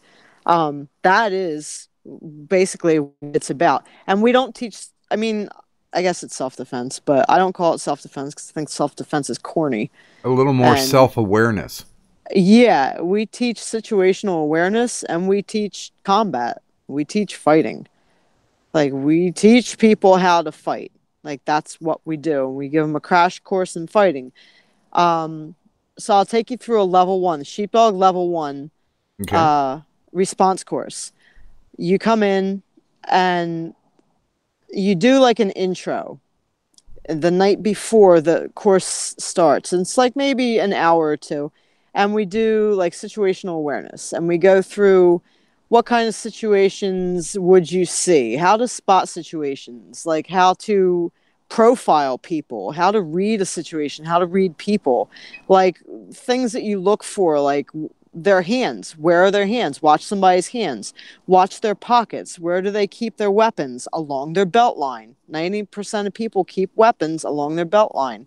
Mm-hmm. So you look for that. You look for somebody that's acting weird, that's out of place, like shit like that. So we go through that the night before.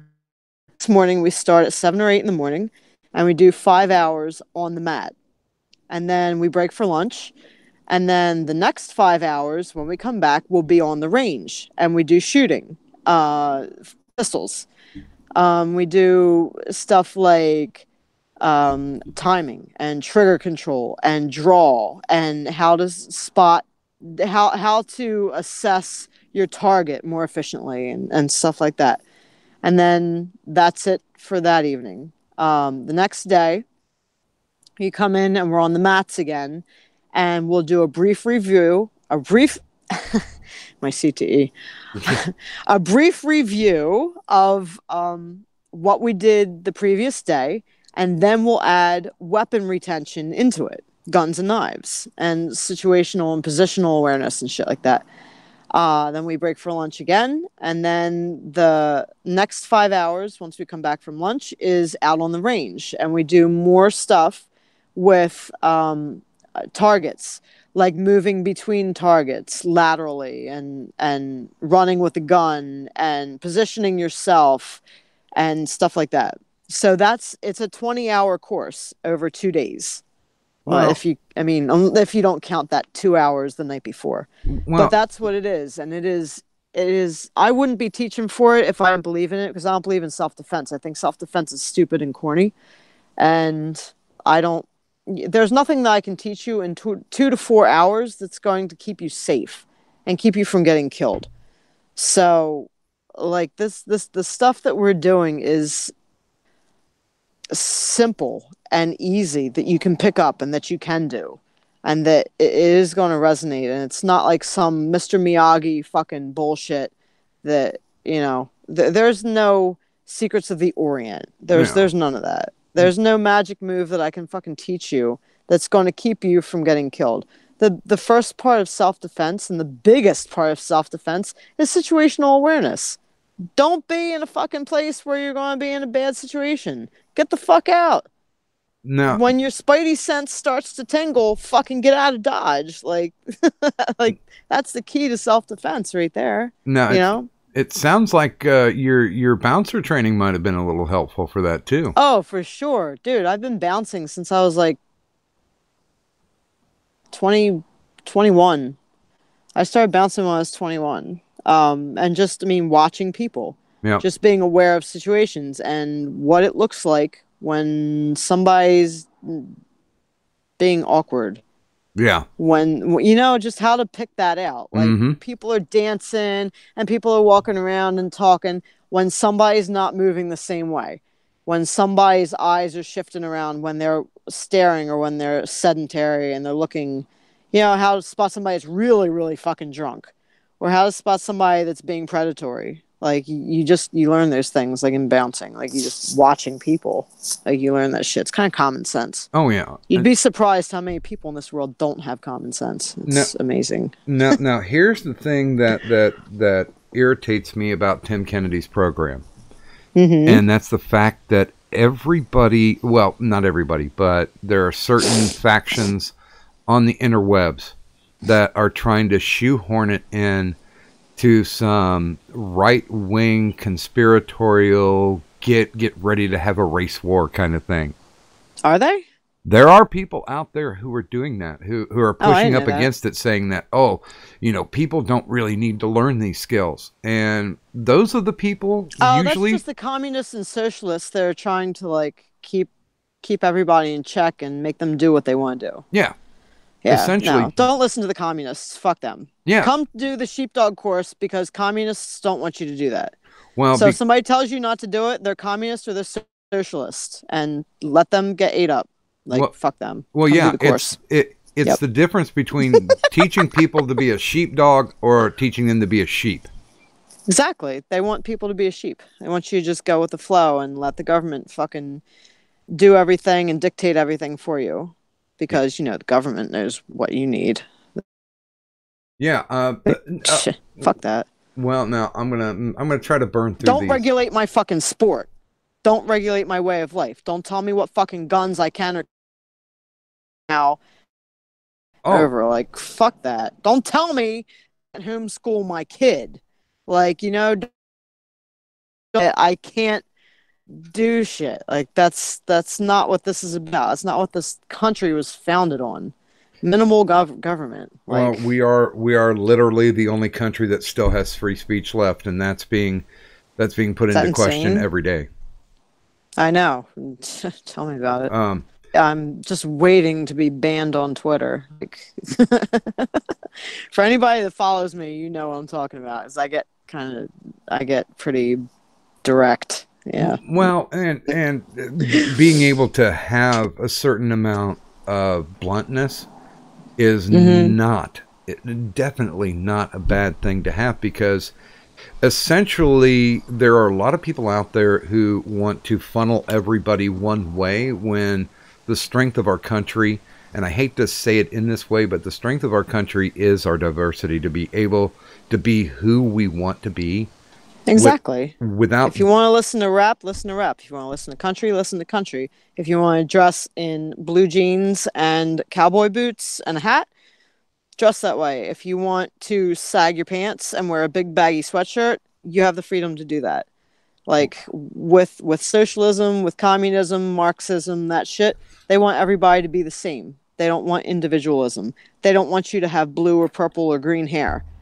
I take that into account. For those of you who have blue, purple, and green hair, like, they don't want that. That's individualism. That's being individual and setting yourself apart. Socialists and communists, they don't go for that shit. So if you think that that's what you want for your country, yeah, well, you don't get those choices. So, yeah. Let's see. Yeah, I'm in complete agreement. I believe in Teddy Roosevelt's old rugged individualism. Yeah. I mean, you have to be Yep. able to stand up for yourself and not expect anyone else to do it for you, even though there are Yes. people around who will do that, but you have to have the skill. Yeah. There's a lot. I mean, there's a lot. There's a lot of reasons to go to the sheepdog course. It's not just because you're fucking conservative or you're libertarian or you believe in one thing or another, but it's just generally, to better yourself, Well, to be more self-sufficient, like to be able to handle a situation when the cops don't show up. What if you are in the grocery store and there's an active shooter or a hostage situation? You could handle shit. Like, you could have the confidence to handle shit. What if somebody breaks into your house and decides that they want to rob it or rape your family? Well, you could fucking handle shit well, instead of letting it happen. Don't be a victim. I have no time for victims. well, and I have no time. No patience or time for victims is disgusting to me. and Handle your shit. oh yeah, and I've compared the sheepdog course to like, well, so what if somebody wants to take a home ec course? Does that make them sexist? Because Yeah. because they're learning what has been called a female or a practical skill that's no longer identified as that. It's preparedness. Yeah, that's it. I and- mean, learn how to cook, learn how to fend for yourself, learn how to fucking make a cake or a pie or a sandwich or spaghetti or what the fuck ever in home ec. Yeah, Like, that's just like, handle life. Like, same thing. Home ec, a cooking course, anything.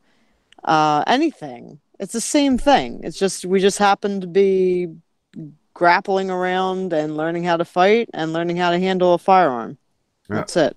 practical You can applications. also handle knives too. It's kind of fun. Knives are great.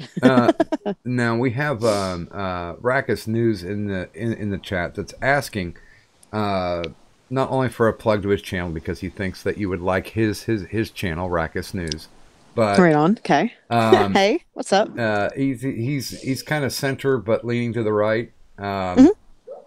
He asked that guys of the same weight, and I'll put this to women too, but are taller and have more reach. Do they have an advantage in your opinion? Fuck no. In what? MMA or in like sheepdog stuff, like survival type situations? I think he's talking about in combat sport. No, not at all. You're shorter. You have a lower sense of gravity. You can fucking get in tight, and you can your wrestling is going to work for you. Judo is going to work for you. There's no. I'm short. I'm kind of short, and let me tell you what, I do pretty well against tall people because I can get in close to them. You just gotta learn timing. That's all. Now this is probably tall people. I'll eat your legs up all day long. No, this no. no, this is probably before your time, but I remember when Kareem Abdul-Jabbar decided to go into boxing. And he got knocked the fuck out. Woo! Right on. Yeah. He best reach you could have, best height you could have, but woo. Yeah. He got handled. Yeah. Right on. Let's see. Have you ever discovered bits from other fighting styles during your training that you can use outside the ring, i.e. Tai Chi and etc.? I don't know shit about Tai Chi. I think Tai Chi is more for meditation. Mm-hmm. Tai Chi is not I don't think it's really anymore. It's not really for combat. It's more for meditation kind of thing. I take chokes from jiu-jitsu. I take pummeling, like people who know what that is. Pummeling from wrestling. I can use takedowns from judo. I have used takedowns from judo. I can use I can actually take the guard from Brazilian Jiu-Jitsu if a fight or a situation happens to go to the ground. I've been involved in domestic situations where I have used all of this. And you know what's crazy is that I was involved in a domestic situation with a guy that I was dating back in 2012. And at that point, I had been training for what, fucking, I don't know, 17 or 18 years by then. Math not happening, CTE, whatever. And in those moments, when under extreme pressure and extreme duress, what came out of me was not these wazoo fucking jitsu. I know thousands and thousands of combinations and submissions and moves.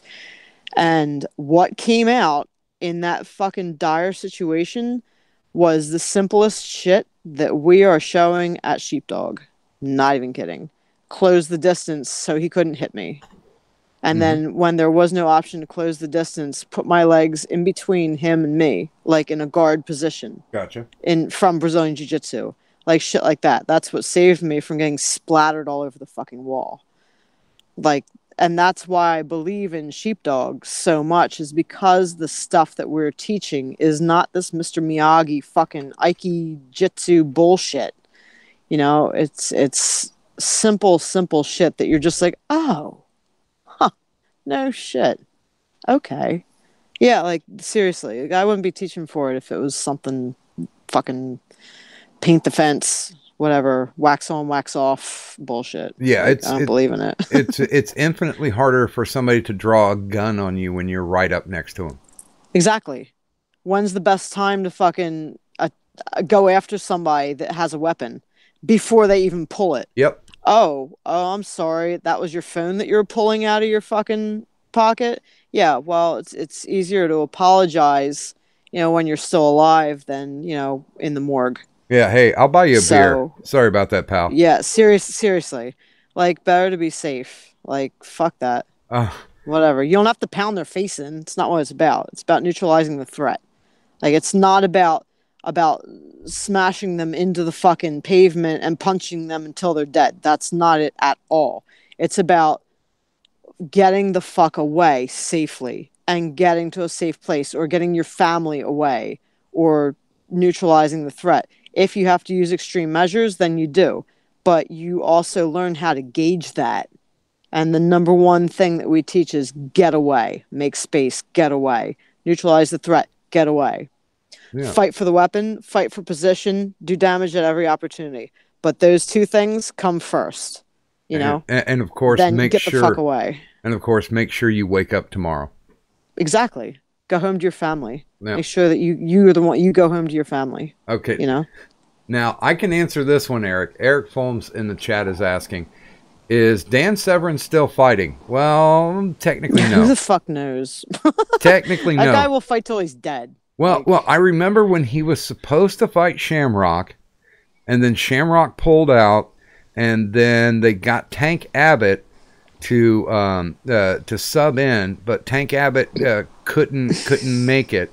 The fight qualifications, he couldn't make it. When was this? A couple years ago, maybe. Oh God. 2016, somewhere around there. Oh my God, what a shit show. Yeah. Yeah, some people just don't know when to quit. See, and I didn't want to be that one for the women's portion of the sport. Just didn't know when to quit.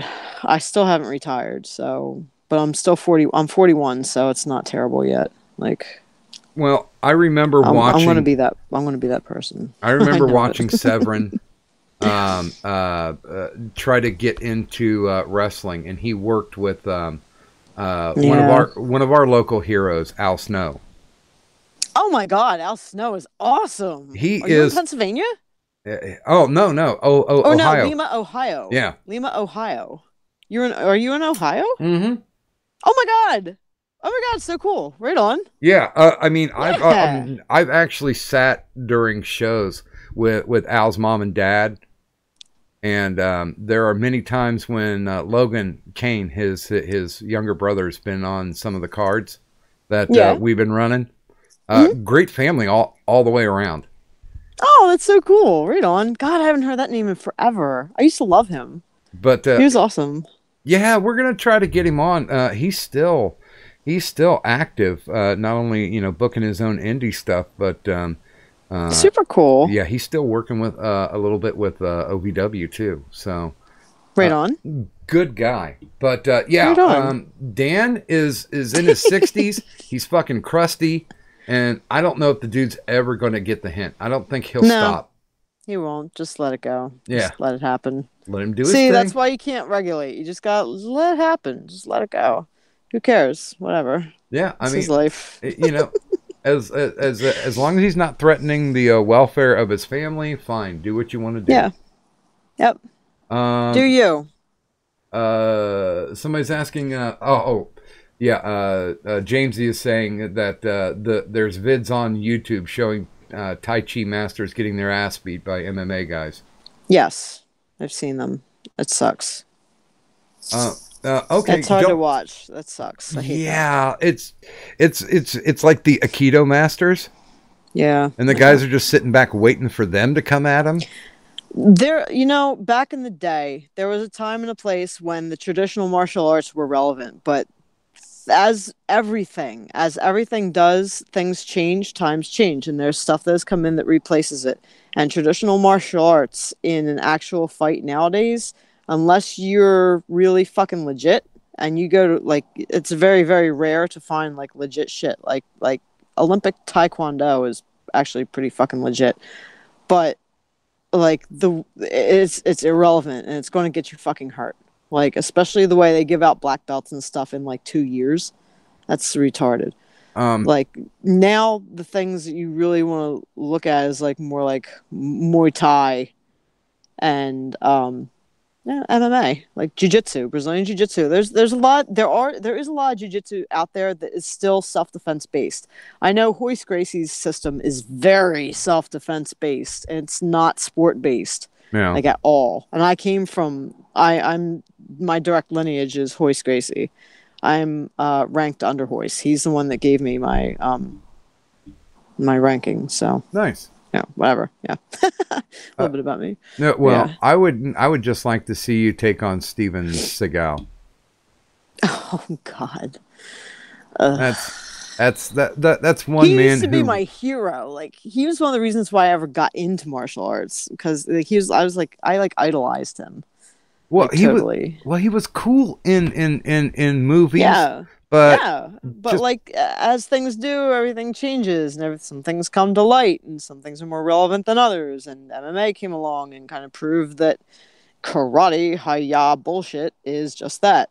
Bullshit. Well, yeah. I know the old classic story with Gene LaBelle.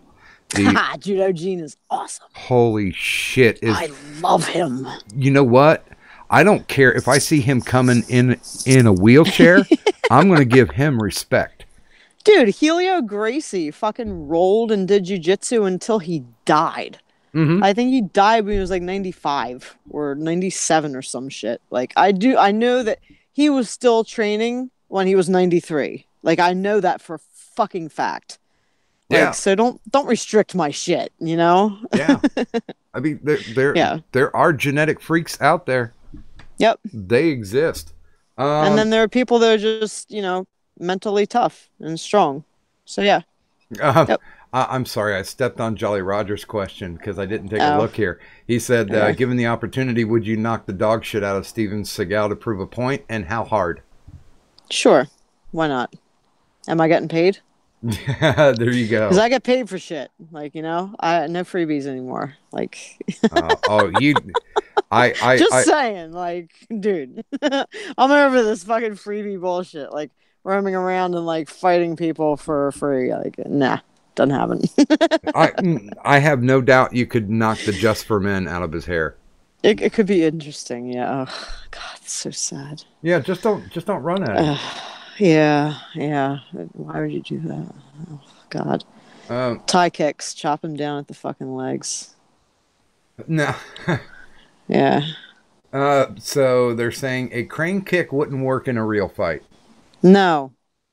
A crane kick didn't even work in the actual movie. I've tried this. Don't do it. I'm just saying. Oh my God. Yeah, no. Now I don't know why somebody DM'd me this question, but I'll throw it in anyway, even though I think this has been covered ad nauseum. A gentleman named Chris Zelinsky. Oh, for fuck's sake. Yeah. Okay, all you really need to know about Chris Zelinsky is he's a flat earther.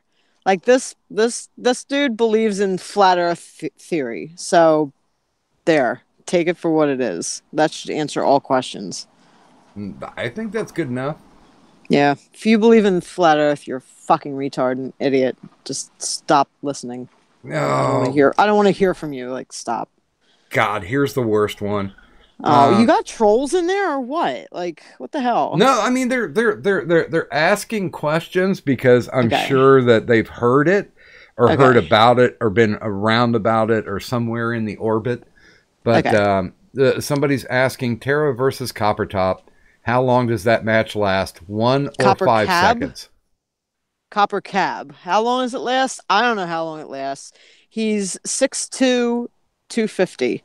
That's a big motherfucker. That's a really big motherfucker. That needs to go to the ground.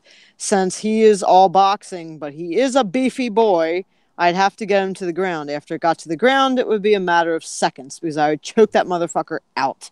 It just depends on how long it takes me to get him to the ground. That's it. And of course, otherwise it's over. And of course, JRB says, "We're not trolls. We're just assholes." Yeah, I know. I'm an asshole too, so I fit right in. Trust me, I got you.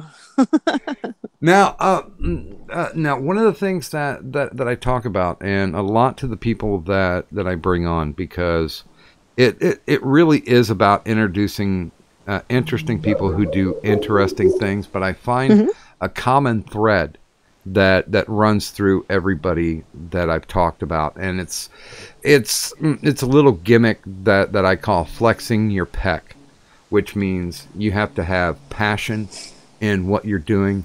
You have to make the effort to do it, and then you have to be committed to see it all the way through. And that seems like something that I'm reading in you as well. Do you feel that basically where you are today, what you're doing today, could it have been done without any of that? No. Have you seen that movie, The Butterfly Effect? Mm-hmm. Okay, I believe in that, like, big time. If I changed any single thing in my past, I would not be exactly where I am today. I would not be sitting here talking to you on this and watching my phone and watching my battery life go down. Like, that wouldn't be happening. Any little thing, anything, if you change anything in the past, you would not be where you are today. And it could be the entire world could be vastly different just because of one little change anywhere with anybody, anything, for any fucking reason. So I have absolutely no problem with everything that has happened to me, every decision that I've ever made, whether it was good, bad, or indifferent.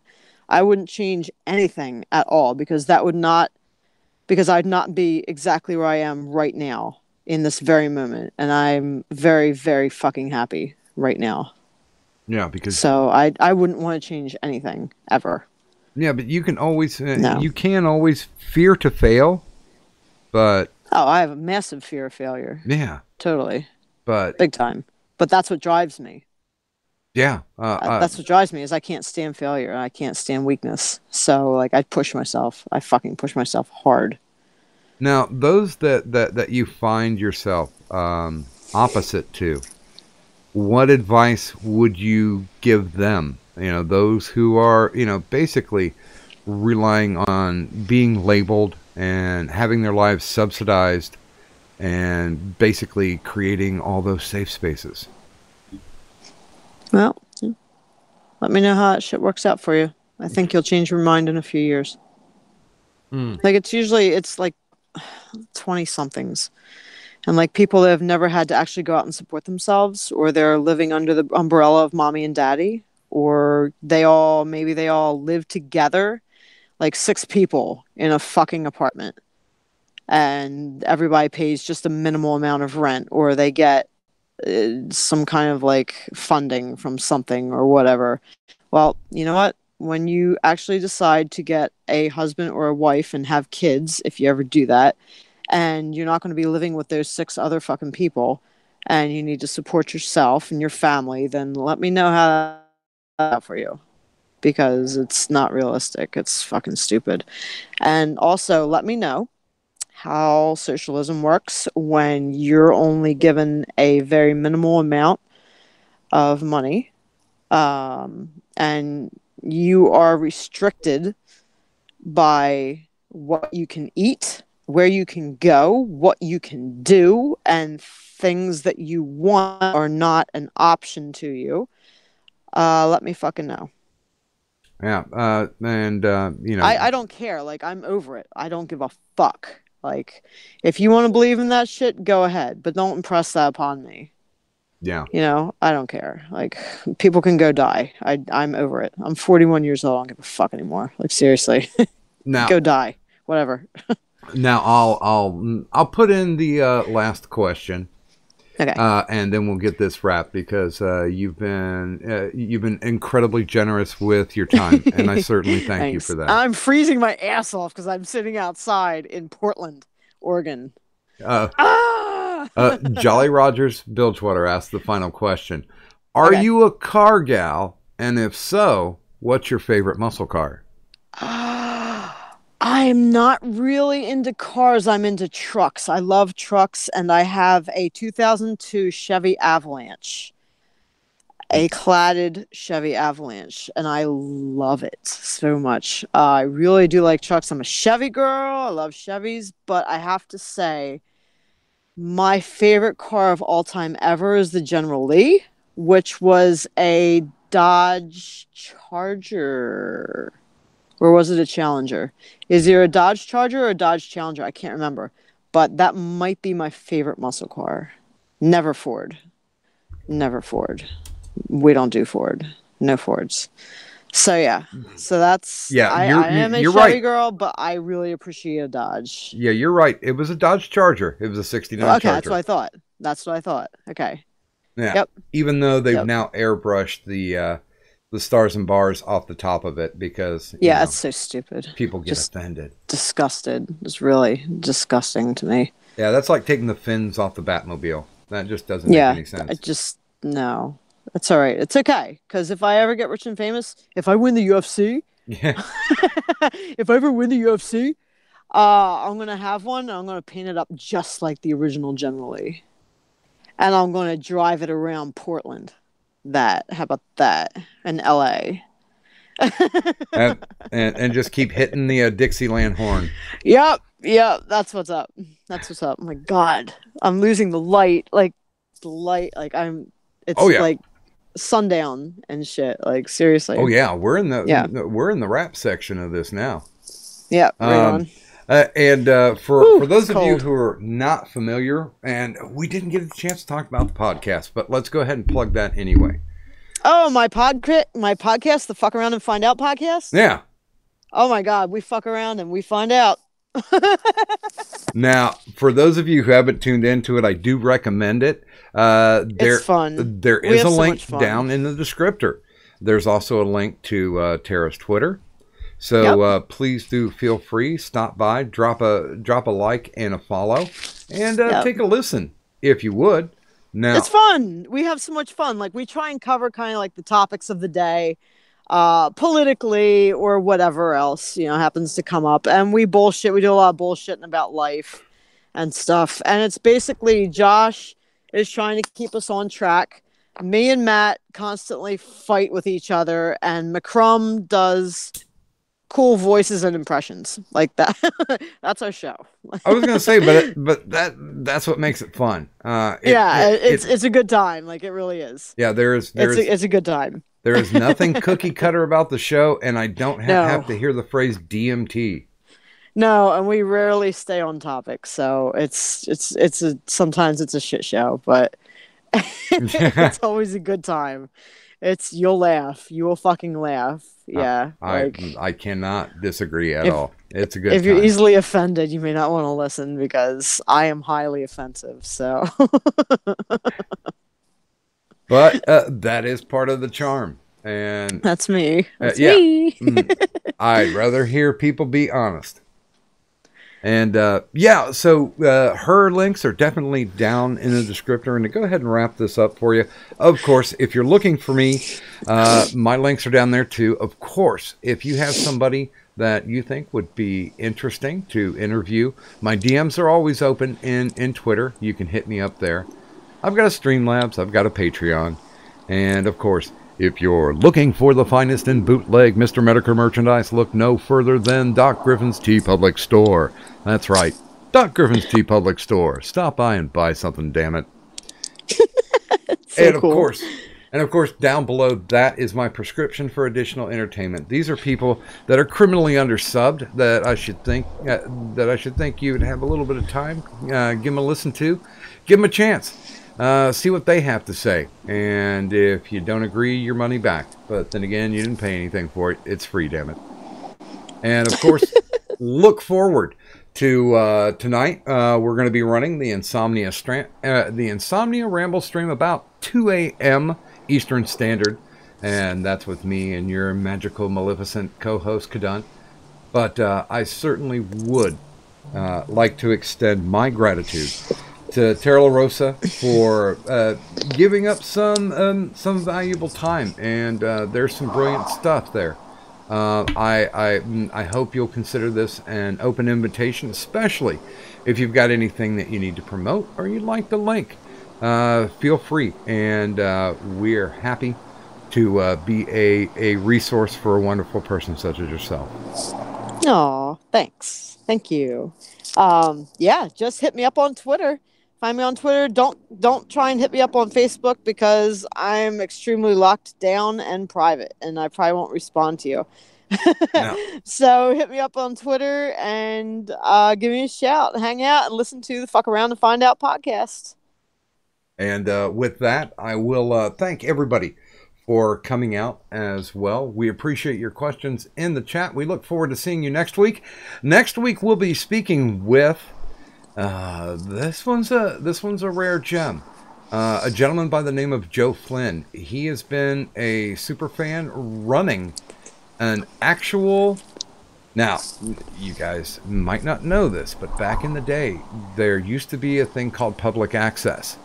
Technically, there still is. He's been running a show for almost 30 years, trying to promote independent horror and science fiction. And we'll have him in the studio next week. But for myself, and of course for our guest, Tara LaRosa, we'd like to thank everybody for coming out. And the doctor's office is closed. Good night. Good night, everybody. Uh-oh. Oh, come on now. Okay, we'll try this again. Okay. Go away, YouTube. We're done streaming.